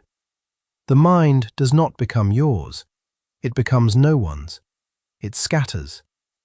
The army had believed that enough potency, enough affinity, enough hours of receptor blockade would finally cross the gap between altering perception and controlling action. The gap we have watched refuse to close in every laboratory of this history, from the hypnotist's parlor to the barbiturate's twilight to the small molecule from a cactus folding into a serotonin receptor. And BZ, for all its terrible strength, could not cross it either. It could darken the room. It could not tell anyone where to stand. There is a kind of mercy hidden in that failure, if you are drowsy enough to find it. The very fact that the mind falls into chaos rather than obedience, that potency buys disorder and never a lever, is the same fact that has kept every one of these projects from ever succeeding. The brain does not have a single door that, once forced, opens onto compliance. It has no such door at all. And so the men at Edgewood, wandering in their 4-day fog, were unwitting witnesses to a truth that every chapter of this history keeps quietly confirming. Same target in its way, same failure. The perception bends, the behavior does not follow. Let that settle over you now, softly, the way the marsh mist settles over the Chesapeake at the end of a long day. A fog that blurs the edges of things but never orders them, never commands the reeds to bend one way or the water to run uphill, only drifts and thins and lifts again with the turning of the tide. Somewhere in an old ledger, a name is written next to a dose, and beside it, in that same dry hand, the only word the experiment ever really produced. Not compliant, not controlled, only lost. For a little while, and then, slowly, as the molecule loosened its long grip on the receptor and acetylcholine came flooding quietly back to its own seats, found again. The mind returning to itself, as minds do, because in the end, no drug ever truly held it.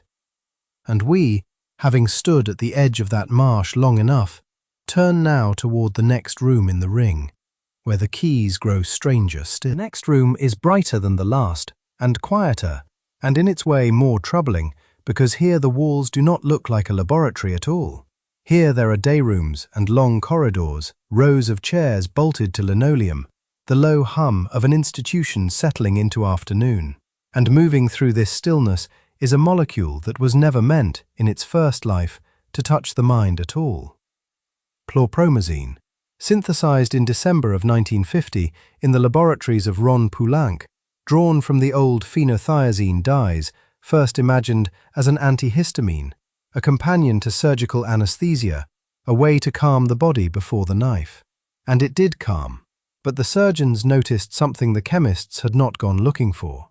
Patients given it before operations grew strangely serene, not asleep, not sedated in the ordinary way, but detached, indifferent, as though the storms of the world had receded to some far shore and left them watching from a safe and distant window. That indifference was the doorway. In 1952, at the Sainte-Anne Hospital in Paris, two psychiatrists, Pierre Dennecker and Jean Delay, began giving chlorpromazine to patients in the grip of psychosis, to men and women who had lived for years inside delusion and terror and unreachable agitation. And the agitation quieted. The voices, for some, grew faint. The revolution that followed is real, and it deserves to be named plainly before we ever speak of its shadow. This was the first drug that seemed to reach into the machinery of psychosis itself rather than merely knocking the patient unconscious. Wards that had been places of restraint and screaming grew calm. The straitjacket, the cold pack, the padded cell, the crude furniture of a century of despair began, slowly, to be folded away. So let us hold that truth first, and let it be the ground beneath everything that follows. Chlorpromazine was, and is, a genuine medicine. To understand what it did, you have to descend again to the place where signal becomes chemistry, to the narrow gaps between neurons where the mind is passed from cell to cell like a lantern carried hand to hand. In the last room, the messenger was acetylcholine. Here it is dopamine, a small molecule braided through the deep circuits of the brain, through pathways with names like the mesolimbic and the mesocortical, the nigrostriatal and the tuberoinfundibular. 4 rivers running from the midbrain outward, each carrying dopamine to a different country of the self. And the prevailing story, still incomplete but far from wrong, was that in psychosis, one of these rivers ran too high. Too much dopamine, spilling through the mesolimbic pathway, flooding the circuits where salience is assigned, where the ordinary world is tagged as meaningful or safe or threatening, until everything blazed with false significance, until a passing car became a message and a stranger's glance became a plot. Chlorpromazine does one central thing, and it does it by sitting down in a chair that was never meant for it. It is an antagonist at the dopamine D2 receptor, one of the 5 kinds of receptor that dopamine speaks to. Picture the receptor as a lock shaped precisely for dopamine's key, a protein threaded through the neuron's outer membrane, waiting to be turned. When dopamine binds, the lock opens, and a signal passes inward, a cascade of second messengers that quiets or excites the cell. Chlorpromazine slides into that same lock and turns nothing.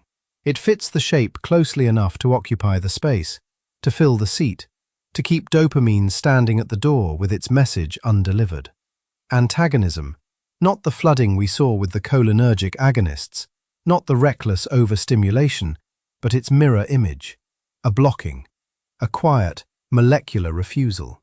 And where the mesolimbic river had run too high, the refusal brought it down, and the false blaze of significance dimmed, and for many, the world grew ordinary again. And ordinariness, to a mind that has been drowning in meaning, is mercy. But dopamine's D2 lock is not the only door this molecule opens, or rather closes. Chlorpromazine is what pharmacologists call a dirty drug. Not an insult, but a description, a recognition that it is promiscuous, that it sits down in many chairs at once. It blocks the histamine H1 receptor, and from that blockade comes the heavy, dragging sedation, the leaden eyelids, the sense of the whole body sinking toward the floor.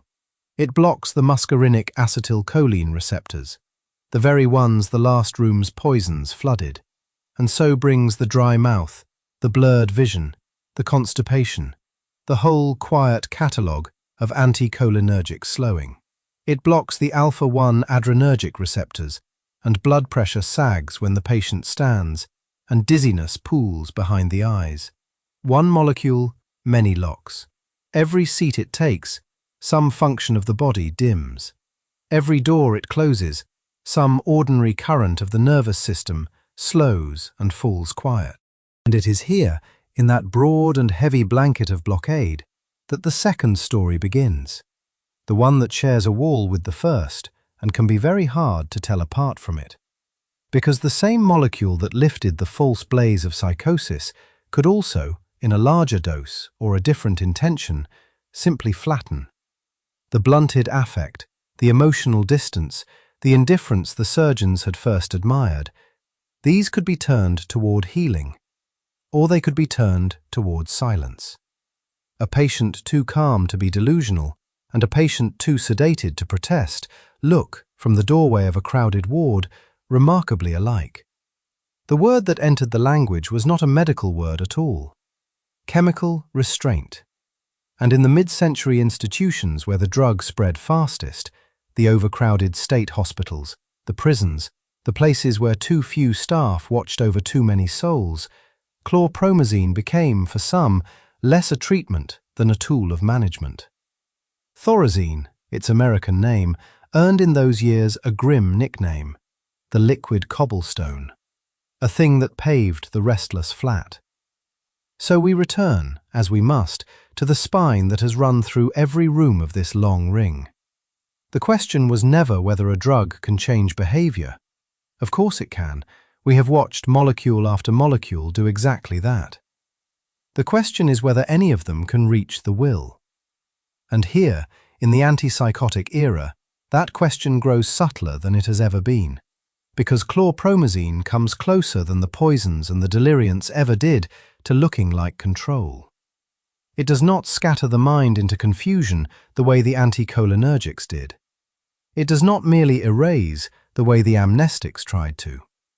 It leaves the patient awake, oriented, able to speak, and yet emptied of the drive to act, drained of the agitation that made them a problem to the institution. Is that not control?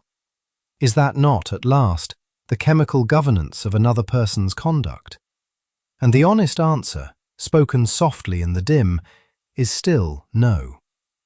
What chlorpromazine achieves is not the direction of the will, but the incapacitation of its expression. It does not tell the mind what to want. It lowers the volume on wanting altogether. It does not install a new intention where the old one stood. It thins the current of dopamine until intention itself grows faint and far away, like a voice heard through deep water. The delusion may not vanish. It may only lose its grip, lose its salience, lose the electric urgency that made it feel real. And when the drug is withdrawn, when the D2 locks empty and dopamine floods back to its rivers, the person who returns is the same person who left. Compliance through incapacitation is not command of the soul. It is only a hand held over the mouth of the will, heavier than the straitjacket, invisible where the straitjacket was plain, but a restraint still, and never a conversion. The old failure wearing a cleaner coat. And the body keeps its own ledger of that restraint, and its accounting is slow and merciless. Block the D2 receptor day after day, month after month, and the neuron does not simply submit. It adapts. Denied the dopamine signal it expects, the cell begins to build more receptors, to push new D2 locks up into the membrane, hungry for a key that the chlorpromazine keeps intercepting. This is upregulation, the mirror of the tolerance we have seen before, the same restless homeostatic reflex that runs beneath all chronic drugging. The nervous system forever trying to restore the balance the molecule has stolen. And in the nigrostriatal pathway, the river that governs movement, this proliferation of hypersensitive receptors can curdle into something lasting. Tardive dyskinesia, the late-arriving disorder of motion, the involuntary writhing of tongue and lip and hand, the small, ceaseless movements that outlive the drug and sometimes never leave. A face that grimaces without being told to. A body that, having been quieted for years, begins to speak in a language no one chose.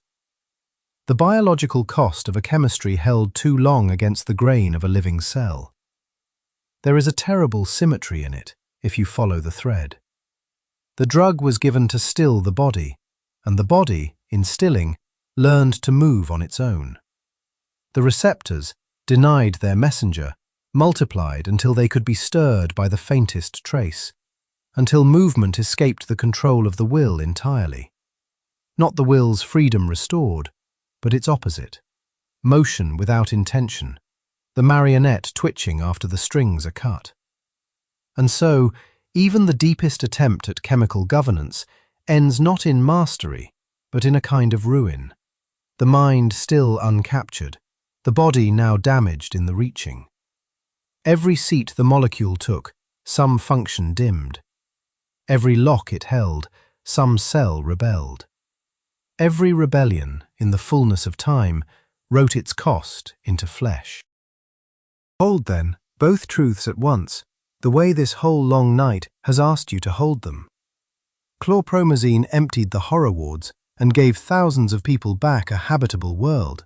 And that is real, and no shadow that follows can erase it. And chlorpromazine, in the wrong hands and the wrong doses and the wrong crowded rooms, became one more instrument of silence, a chemical straitjacket for people whose only crime was being difficult to keep. Both are true. Both live in the same small phenothiazine molecule, the same D2 blockade, the same heavy blanket of histamine and muscarinic and adrenergic quiet. The medicine and the muzzle share a body, and the only thing that ever told them apart was the intention of the hand that held the syringe, which is precisely the thing no molecule can supply. So we come again to where we always come. The keys grow more refined, room by room, through this long ring, from the crude floods of poison to the careful blockade of a single receptor. And still, not one of them turns the lock they were forged for. Still, the will sits behind its door, faint sometimes, quieted sometimes, drowned in dopamine's ebb, but never delivered, never rewritten, never truly held.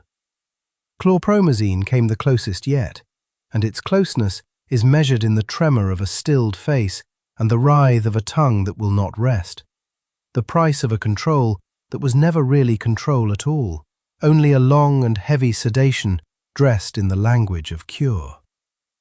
The day room empties toward evening. The chairs stand in their bolted rows, still warm, and somewhere in the quiet a hand rises, unbidden, and turns in the failing light, the body remembering a stillness it was never asked whether it wanted.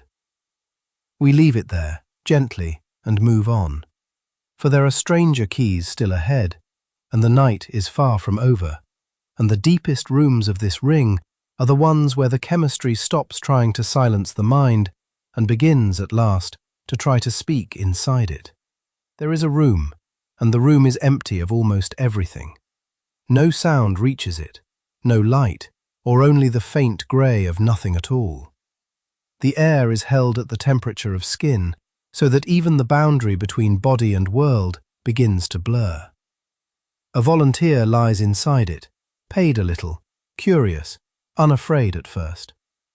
This is McGill University, in the early 1950s, and the man who built the room is Donald Hebb, a psychologist who wanted to know something simple and strange.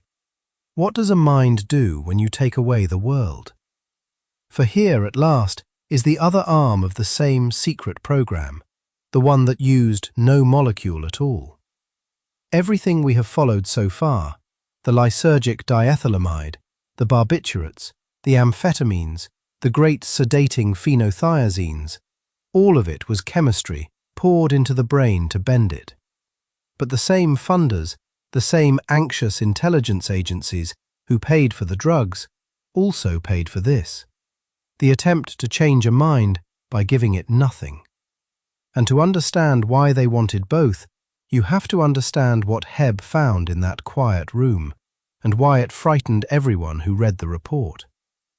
The volunteers wore translucent goggles that let in light but no shape, cardboard cuffs that dulled the touch of their own hands, foam pillows and the endless soft hum of a fan to erase all sound into one grey tone.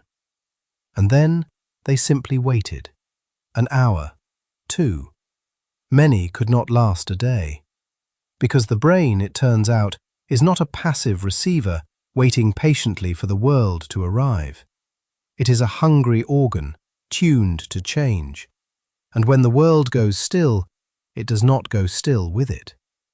To see why, follow the signal down into the brainstem, to a diffuse net of neurons called the reticular formation, and within it, the reticular activating system, the ascending arousal network that keeps the cortex awake. Sensory information, streaming up from eyes and ears and skin, does not only travel to its neat destinations in the sensory cortex, it also spills sideways into this reticular core. And the reticular core, in turn, sends its own broad projections upward, bathing the whole cortex in a steady tone of arousal. It is a thermostat of wakefulness, run not on temperature, but on incoming signal. The more the world touches you, the more this system holds the cortex bright and alert and oriented. Take the world away, and the tone begins to falter. And here is the thing the empty room revealed. When the input falls near to nothing, the arousal system does not simply dim to sleep. It begins to hunt. Starved of real signal, the cortex lowers its threshold, turns up its own gain, and starts to treat its internal noise, the random flicker of neurons firing on their own, as though it were news from outside. The brain, in other words, generates its own signal to fill the silence. Hebb's volunteers reported it plainly. First, restlessness. Then, a wandering of thought that could not be steered. Then, in many of them, hallucination. Dots and geometric patterns at first, then moving scenes, voices, whole vivid worlds unspooling behind the goggles, as real to them as the room they could no longer see. The mind, deprived of the world, was making one. Rest here for a moment on that, because it is one of the quiet truths of this whole long night. Perception is not a window. It is a construction, a best guess the brain assembles from sensation, and when the sensation stops, the guessing does not. It runs on, unanchored. Every hallucination in that grey room was the cortex doing exactly what it always does, building a world. Only now, with nothing to correct it, no incoming photon or sound wave to say, no, not that, this. The reticular tone falters, the sensory cortex fills the vacuum with its own firing, and the self drifts loose from its moorings. But it was not the hallucinations that the funders cared about. It was something else, Hebb noticed, quieter and far more useful to men who thought in terms of interrogation and control. The isolated subjects grew suggestible. Disoriented, hungry for any input at all, they became strikingly willing to accept whatever information was finally offered to them. Hebb had played recorded messages to some, dull propaganda arguing for the reality of ghosts and psychic phenomena, and found that after isolation, the volunteers moved measurably toward believing them, and stayed moved for days. Strip a mind of its anchors, and it will reach for whatever hand is extended, and hold on. The empty room did not break the will, it made the will lean. You can see now why the intelligence services leaned in too. If a few hours of nothing could soften a mind toward belief, what might it do paired with a drug that already loosened the grip of the self? This was the logic that braided the two arms together, the chemical and the sensory, into a single program. Isolate the subject to lower their defenses, then introduce lysergic acid or a barbiturate to loosen them further. Then, into that pliant and untethered state, introduce suggestion. And the deepest suggestion of all, the one that gave the program its fever dream, was the idea of hypnosis. Here we arrive at the story you have almost certainly heard, the one that novels and films have polished into legend, the Manchurian Candidate. The fear was elegant and terrible in its simplicity. Could a person be placed into a hypnotic trance, given a command that violated everything they were, made to carry out that command against their own will, and then made to forget they had ever received it? Could you build, from an ordinary citizen, a weapon that did not know it was a weapon? A sleeper, a courier who would betray secrets and never recall the betrayal, an assassin who would fire on a signal and wake with clean hands and a clear conscience. The program spent years and considerable money chasing exactly this. Hypnotists were hired. Subjects were tranced, drugged, isolated, and tranced again. Layered suggestions were planted and tested. And now the reversal, delivered as plainly as it deserves, because it matters. It never worked. It could not work. There is no validated case, none, of hypnosis being used to make a person commit an act against their core will and erase the memory of it. The Manchurian Candidate was, and remains, fiction. To understand why, you have to be clear about what hypnosis actually is, stripped of the theatre. It is not sleep. The word is a misnomer, borrowed from a Greek god, and the hypnotized brain is not unconscious at all. It is a state of focused attention and heightened suggestibility in which the ordinary critical faculty, the part of the mind that continuously checks suggestions against reality and intention, is relaxed by agreement. The crucial phrase is by agreement. Hypnosis amplifies compliance in a person already willing to comply. It can lower the threshold for accepting a suggestion, ease inhibition, absorb attention so completely that pain fades or a false memory takes hold. These are real effects, measurable in the willing. But they operate downstream of consent. The suggestible subject is still, at the deepest level, choosing to go where they are led. And this is the wall the program could never climb. Suggestibility is not the same thing as volition, and the two live in different country. You can make a willing mind more pliant. You can loosen the grip of self-monitoring with a trance, deepen it with isolation, soften it further with a drug. Every technique in that secret arsenal was a way of turning down the cortex's critical gain. But turning down the gain is not the same as reversing the current. The core of a person, the deep, distributed architecture of their values, their identity, their refusal to do the unthinkable, does not sit in a single circuit that a hypnotist can reach in and flip. It is not a lock with a key. When the suggestion crosses the line of what the person will not do, the person simply does not do it. They surface. They refuse. Every attempt to manufacture an assassin ran aground on this same reef, again and again, and every honest researcher eventually admitted it. Which brings us to the quiet, revealing truth at the center of this whole chapter, the one worth carrying down into sleep. The drugs and the deprivation and the hypnosis were braided together not because they were strong, but because each one, alone, had failed. The lysergic acid did not open a reliable door into the mind. It flung the doors off their hinges into chaos no interrogator could use. The barbiturates did not deliver truth. They delivered slurred, suggestible confusion in which a person would agree to nearly anything and remember almost nothing accurately. And hypnosis could not override a will. So the program did what desperate men do with tools that do not work. It combined them, hoping the failures might somehow cancel and leave control behind. They did not. 3 empty keys, tried in the same lock, do not make one that turns. So return once more to the spine that has run through every room of this long ring, from the alkaloid in the nightshade berry to the phenothiazine in the day room, to the grey silence of Heb's chamber. The dream was always the same, that somewhere in the machinery of the mind there is a lever, a receptor, a circuit, a sequence of suggestions that would let one person take reliable command of another. And what the whole long, expensive, sometimes cruel search actually found, again and again, was the opposite. You can flood the synapse, you can silence the cortex, you can strip away the world and let the brain hallucinate its own. You can lull the critical mind into agreement.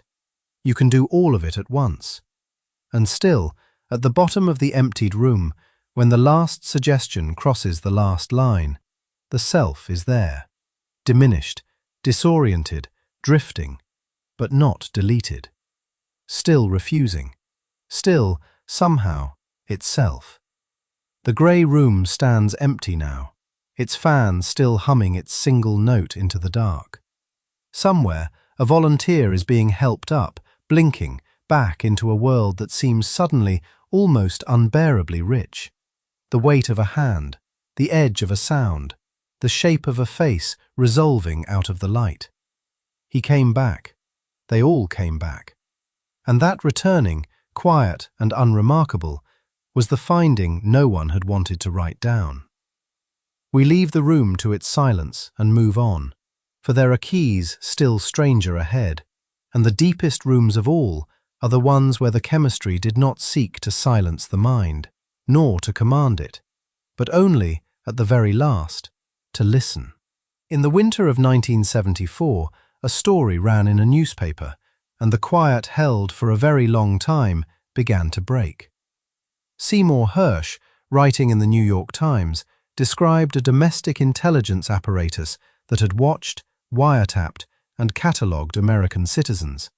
And buried inside that larger revelation, almost as a footnote, lay the first public thread of something stranger.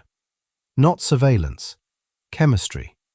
Experiments on the mind, run for 2 decades, on people who had never consented and often never knew. And so the thread was pulled, gently at first, then harder, and the following year 2 investigative bodies convened to follow it into the dark. The Church Committee in the Senate and the Rockefeller Commission before it. 1975. The year the fire in the records became visible, because by then most of it had already burned. Understand what they were reaching for and what was no longer there to be found. In 1973, before he left office, the outgoing Director of Central Intelligence, Richard Helms, ordered the destruction of the MKUltra files, the entire documentary body of a program that had run since 1953. The order was carried out.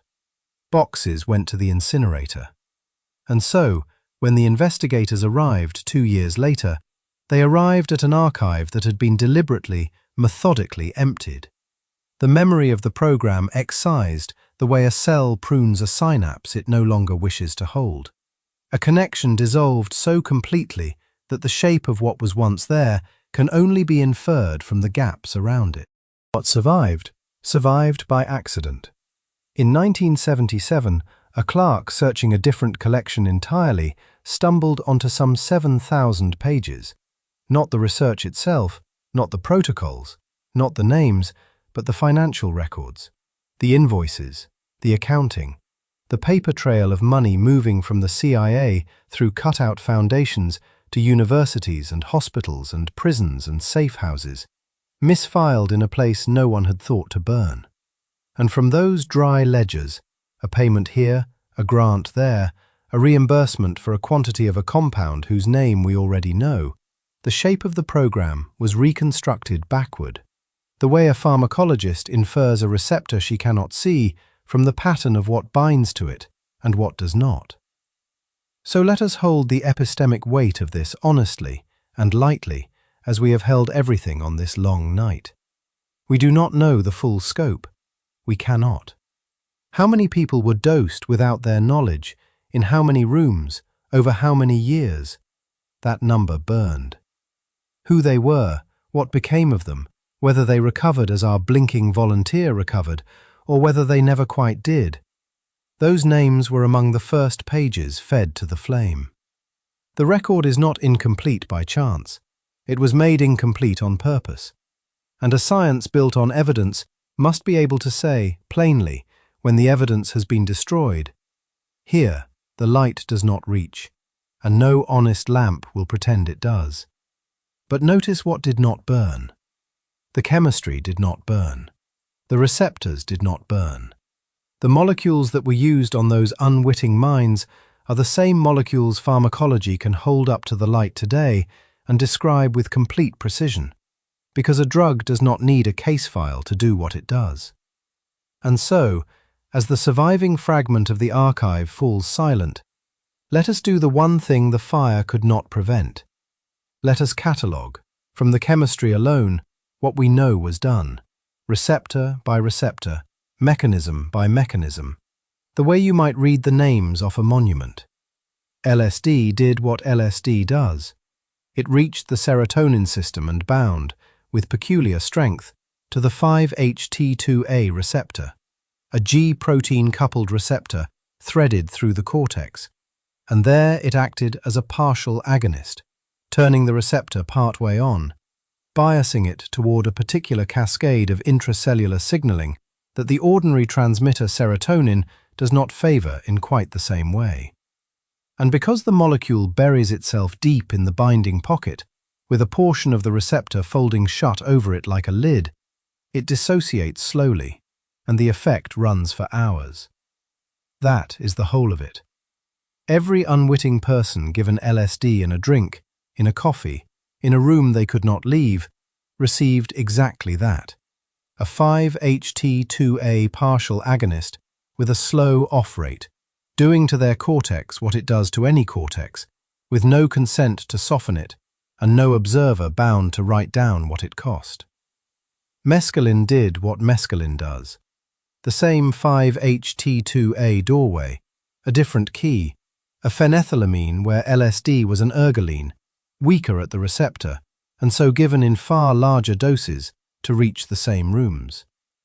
Psilocybin did what psilocybin does, cleaved by the body's own enzymes into psilocin, and psilocin at the 5-HT2A receptor again, the recurring address, the corridor the whole program kept returning to as though it could not help itself. The barbiturates did what barbiturates do. Sodium amytal, sodium pentothal, the so-called truth serums, which never told the truth, only loosened the tongue toward anything at all. They reached the GABA-A receptor, the great inhibitory gate of the nervous system, a chloride channel that opens when the neurotransmitter GABA arrives, and they bound at their own site and held the gate open longer with each opening, pouring negative charge into the neuron until it could barely fire. Sedation, disinhibition, a mind too slowed to guard itself. And in high enough concentration, the barbiturate opens that channel with no GABA present at all, forcing it, driving respiration down towards silence, the narrow margin that made them so dangerous and so tempting to men who wanted a locked mind opened. The amphetamines did what amphetamines do. They entered the presynaptic terminal, reversed the dopamine and norepinephrine transporters, and drove those transmitters backward out into the synapse in a flood. No signal to trigger it, just a chemical tide of arousal and confidence and vigilance, poured into a person to see whether the flood would wash the guarding away. And the anticholinergics, the belladonna alkaloids, scopolamine and its kin, did what they do, blocking the muscarinic acetylcholine receptors that the brain relies upon to lay down new memory and hold the edge between the real and the dreamed, producing a delirium in which a person could be present and absent at once, questioned and unable afterward to remember they had been. And BZ, quinuclidinyl benzylate, did what it does, the same muscarinic blockade, but with a molecule so slow to leave the receptor that the delirium ran for days, an antagonist that occupied the memory gate and simply would not vacate it, and so held whole minds in fog across a length of time that no earlier drug could reach. Every one of these, every ergoline, every phenethylamine, every barbiturate, every amphetamine, every anticholinergic, every dissociative that reached the NMDA receptor and locked its channel from within. Every one is a molecule we can name, and a target we can name, and a mechanism we can draw. The pharmacology is complete. It is only the people who are missing. Hold that seam a moment, because it is the whole shape of this chapter and the whole shape of the program itself. We can tell you, with total confidence, what a 5-HT2A partial agonist does to the cortex. We can tell you what a GABA-A positive modulator does to the inhibitory gate, what transporter reversal does to a dopamine synapse, what a muscarinic antagonist does to the laying down of memory. The science is precise and reproducible and permanent. It will be true in 100 years exactly as it is true tonight. And against all of that precision stands the one thing the science cannot supply and the fire made certain we would never recover: the accounting of harm. Who was hurt? How badly? For how long? whether they were ever told. The mechanism survived intact, and the humans dissolved into smoke. And that inversion, perfect knowledge of the molecule, near total ignorance of the cost, is the exact moral geometry of the entire enterprise, preserved for us in the ashes of its own records. Because this was the promise the whole long night has been quietly overturning. Somewhere it was believed that a mind could be opened like a lock, that the right molecule at the right receptor would deliver command, or confession, or erasure, clean and repeatable, a chemistry of control. And every drug we have named tonight kept the appointment at its receptor faithfully. The LSD bound its 5-HT2A, the amytal held its chloride gate, the BZ occupied its muscarinic sites for days on end, and not one of them delivered the control. They delivered chaos and suggestibility and terror and fog, and sometimes nothing at all, and never once the reliable key the program was built to find. The pharmacology worked exactly as pharmacology works. The mind control did not exist. That is the finding the fire could not burn, because it was never written on paper. It was written into the receptors themselves, and the receptors cannot be incinerated, only read. So let us give the unwitting their moment, here in the gap where their names should be. There was a man on a business trip who was given LSD in a glass of after-dinner liqueur and never told. And something in him came loose that week and did not come back. And his name we do know because his family fought for decades to learn it. But he is the exception. He is the one lit window in a wall of dark ones. Behind the others are people we will never count. The patient in the hospital ward, the prisoner in the cell, the man in the safe house who did not know the room he sat in had been built to watch him dissolve. Their receptors did what receptors do. Their 5-HT2A opened, their GABA-A held, their acetylcholine gates were blocked, and the experience that followed belonged to them alone and was recorded nowhere. And then the little paper that might have held even the fact of them was carried out to the fire in 1973 by an order signed at the top. We can name the drug. We can name the target. We can draw the mechanism to the last atom of the binding pocket. We cannot name them. And a science that means to be honest must be able to sit with that particular darkness without dressing it in false light. To say, at the edge of the burned archive, that the molecules are known and the people are lost, and to let both of those be true at once, held gently, in the quiet, as the room goes still around us. The chemistry keeps every appointment it is asked to keep. The mind it enters was never the lock they hoped it was. And the names that would have told us the human cost of learning that went, deliberately, into the flame. So let us walk back through the whole burned country one last time, slowly, the way you might walk a shoreline at dawn, to see what the tide has left, naming each thing softly as we pass it. Because naming is the only justice this chapter can still offer. Begin where the dream began, with the molecules that promise to open the mind like a door. Lysergic acid diethylamide, mescaline. The classical psychedelics, drawn from ergot and from the crown of the peyote cactus, and both of them, for all their difference in potency, doing the same essential thing at the same essential place. They are partial agonists at the serotonin 5-HT2A receptor, a G-protein-coupled receptor threaded densely through the deep pyramidal cells of the cortex, the layer 5 neurons that gather signals and pass them upward. When LSD settles into that binding pocket, and it settles with extraordinary tenacity, a portion of the amino-terminal chain of the receptor folding down over the molecule like a lid, holding it there for hours, which is why so little produces so much for so long. The neuron does not fall silent, and it does not simply fire. It changes the way it weighs the world. The ordinary hierarchy of prediction and sensation loosens. The cortex begins to trust its own noise. and the men who watched this happen believed they were watching a lock spring open. But a loosened hierarchy is not an obedient one.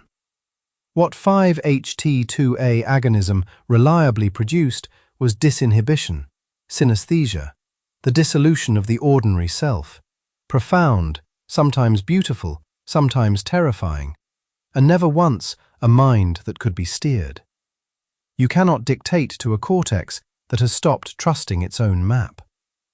The door opened onto weather, not onto a corridor. Walk on.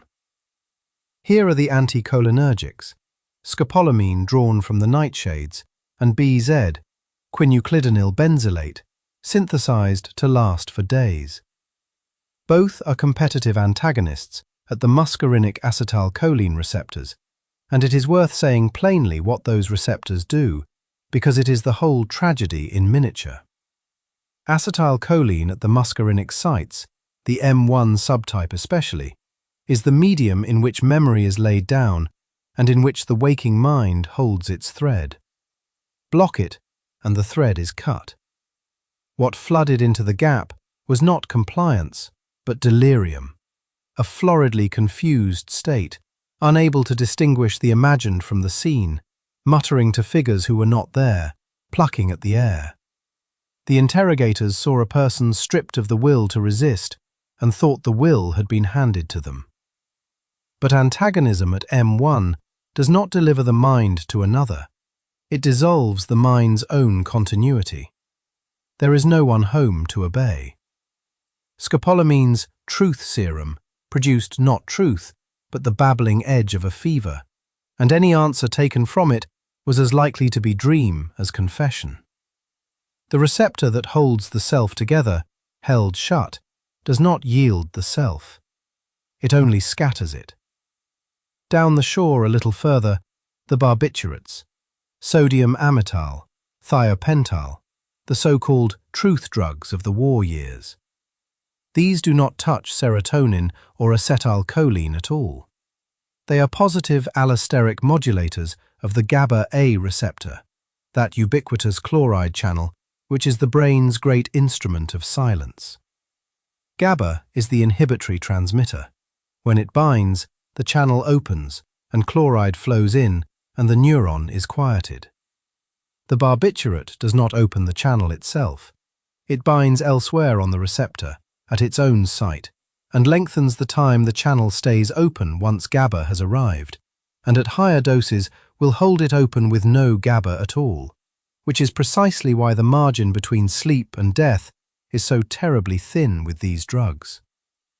Enhance inhibition across the cortex and you get sedation, drowsiness, the falling away of the careful guard the frontal lobes keep. And so, a person under amytal will talk more freely. Yes, the editor is dimmed. But a dimmed editor is not a compelled one. Lowered inhibition made people suggestible and loose-tongued and eager to please the voice in the room, which meant they were, if anything, more likely to confabulate, to agree, to invent what the questioner seemed to want. The GABA-A channel, held open, delivers not honesty, but the absence of resistance to any story at all. That is not the same as truth, and it was never the same as control. And here, at the last, the antipsychotics, chlorpromazine, that accidental miracle out of a search for a better antihistamine, and the phenothiazines and butyrophenones that followed it. Their central action is antagonism at the dopamine D2 receptor, the blockade of dopamine signaling along the mesolimbic pathway, and in that blockade, the great gift and the great instrument of abuse both live. Block D2 and the fevered salience of psychosis recedes. The voices lose their grip. A genuinely suffering person can return to the world. That is medicine, and it is real. But the same blockade flattens effect, slows movement into the shuffling stiffness of drug-induced Parkinsonism as the nigrostriatal pathway is starved of its dopamine tone and produces a vast subjective indifference. A person present but unmoved, awake but strangely emptied of the will to object. To those who wished for control, That indifference looked like victory. Give a man enough chlorpromazine and he will not resist, they thought. And it is true that he will not resist, but he will not comply on command either. D2 antagonism does not install an instruction. It subtracts the drive to care whether an instruction is followed. What they had built was not a servant. It was a person too chemically becalmed to be anything at all. Now stand back from the whole shoreline and see what it shows you. Every one of these agents, the 5-HT2A partial agonist, the muscarinic antagonist, the GABA-A modulator, the D2 blocker, did exactly, reliably, mechanically what its pharmacology promised. Each kept its appointment at its receptor with perfect fidelity. And each one perturbed a single node in a network that was never a single node. This is the truth the whole burned archive was circling and could not admit. The will is not stored anywhere. It is not held in the 5-HT2A receptor, or the M1 site, or the chloride channel, or the D2 pocket. It is not a substance, and it is not a location. It is a property that emerges across the whole distributed, redundant, self-correcting web of the brain. A web in which no single transmitter carries the decision, in which every pathway has its counterweight, in which the loss of one node is met by the compensation of a dozen others. You can flood the serotonin system and the acetylcholine system and the GABA system and the dopamine system, one at a time or all at once, and what you produce is disturbance, disinhibition, confusion, suggestibility, delirium, sedation, a mind knocked off its center. But a mind knocked off its center does not fall neatly into your hand. It falls in whatever direction its own disturbed dynamics carry it, which is to say, unpredictably, uselessly, its own. This is why the Manchurian Candidate was never built. Not because the funding failed, not because the chemists were incompetent. They were, many of them, brilliant, and the doses were generous, and the will to succeed was total. It was never built because there is no receptor whose antagonism yields obedience, no allosteric site whose modulation writes a command, no transporter whose blockade installs a master's voice beneath a subject's own. Volition is not a molecule. It is the behavior of the whole orchestra, and you cannot conduct an orchestra by silencing one string. You can only make noise, and noise, however profound, however disorienting, however cruel, is not control. The distinction between the disinhibition these drugs reliably produced and the obedience on command that was always the fantasy is not a small distinction. It is the entire distinction. It is the whole difference between what pharmacology can do and what the dreamers wished it could do. And every dollar and every dose spent across those decades was, in the end, a long and terrible proof of it. So let the fantasy be laid down here, finally, on the cold sand, and let it stay down. There is no chemical key to the soul. There never was. The mind is not a lock, and the drugs are not keys. They are stones thrown into deep water, and the water closes over them, disturbed, rippling, and then, in its own time, still again. What was seized, when they threw those stones, was never the will of anyone. What was seized was only the peace, the safety, the sanity, and sometimes the lives of people who did not choose to be the water. And so we return, one last time, to them. To the patients told they were being treated who were being tested. To the soldiers dosed without a word of warning. To the ward of children and the prison of the compliant, and the quiet rooms where a coffee cup was doctored and a life was quietly, permanently bent. The chemistry, as we have said all this long night, keeps every appointment it is asked to keep, and the mind it enters was never the lock they hoped it was. Both of those are true, and braided between them is a third truth that no receptor holds and no experiment could dissolve. That the cost of learning this fell on people who were never asked, whose names were burned so that the burning could not be traced, and whose only memorial is that we now understand, precisely and mechanically and beyond further doubt, that what was done to them could never have worked. That is the verdict. The molecules are known. The network is not a lever.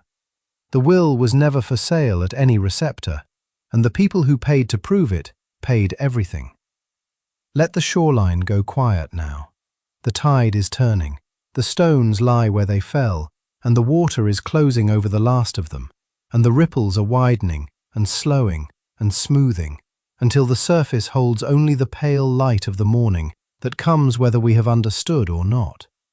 Nothing left to solve, nothing left to decide, only the long, level calm of a thing at last seen clearly, and the small, warm fact of your own breath, moving in and out, unbidden, unbought, entirely and only your own. Rest now. The archive can wait for the light. Sleep well and good night. So here is the whole of it, distilled to a single line. They reached for a switch that does not exist, because the will is not a switch.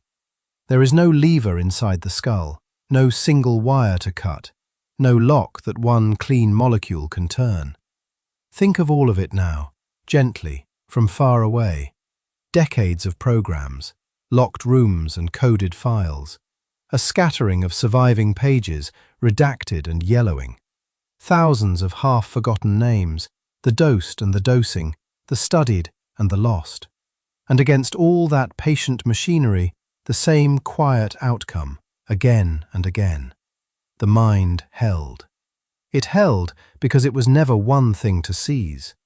It is countless circuits, redundant and overlapping, correcting each other in the dark.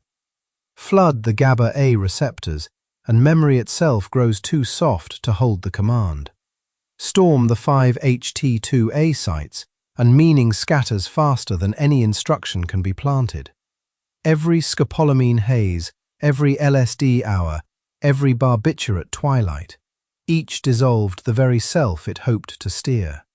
The chemistry that opens the mind is the same chemistry that makes it ungovernable. And that same chemistry is in you now, in this room, in the quiet. The GABA settling your muscles one fiber at a time. The serotonin easing the day's edges down.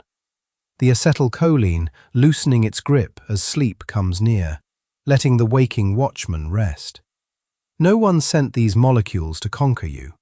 They are simply yours, moving as they have always moved, holding you whole. Let your breath slow. In without effort, out without haste. Feel your shoulders soften and fall away from where the day had held them. Nothing tonight is being decided for you. Nothing is being turned or taken. The distributed, self-correcting mind that outlasted every attempt to own it is the same mind carrying you down into sleep now, gently, on its own quiet terms. Your mind is your own tonight. Sleep well and good night.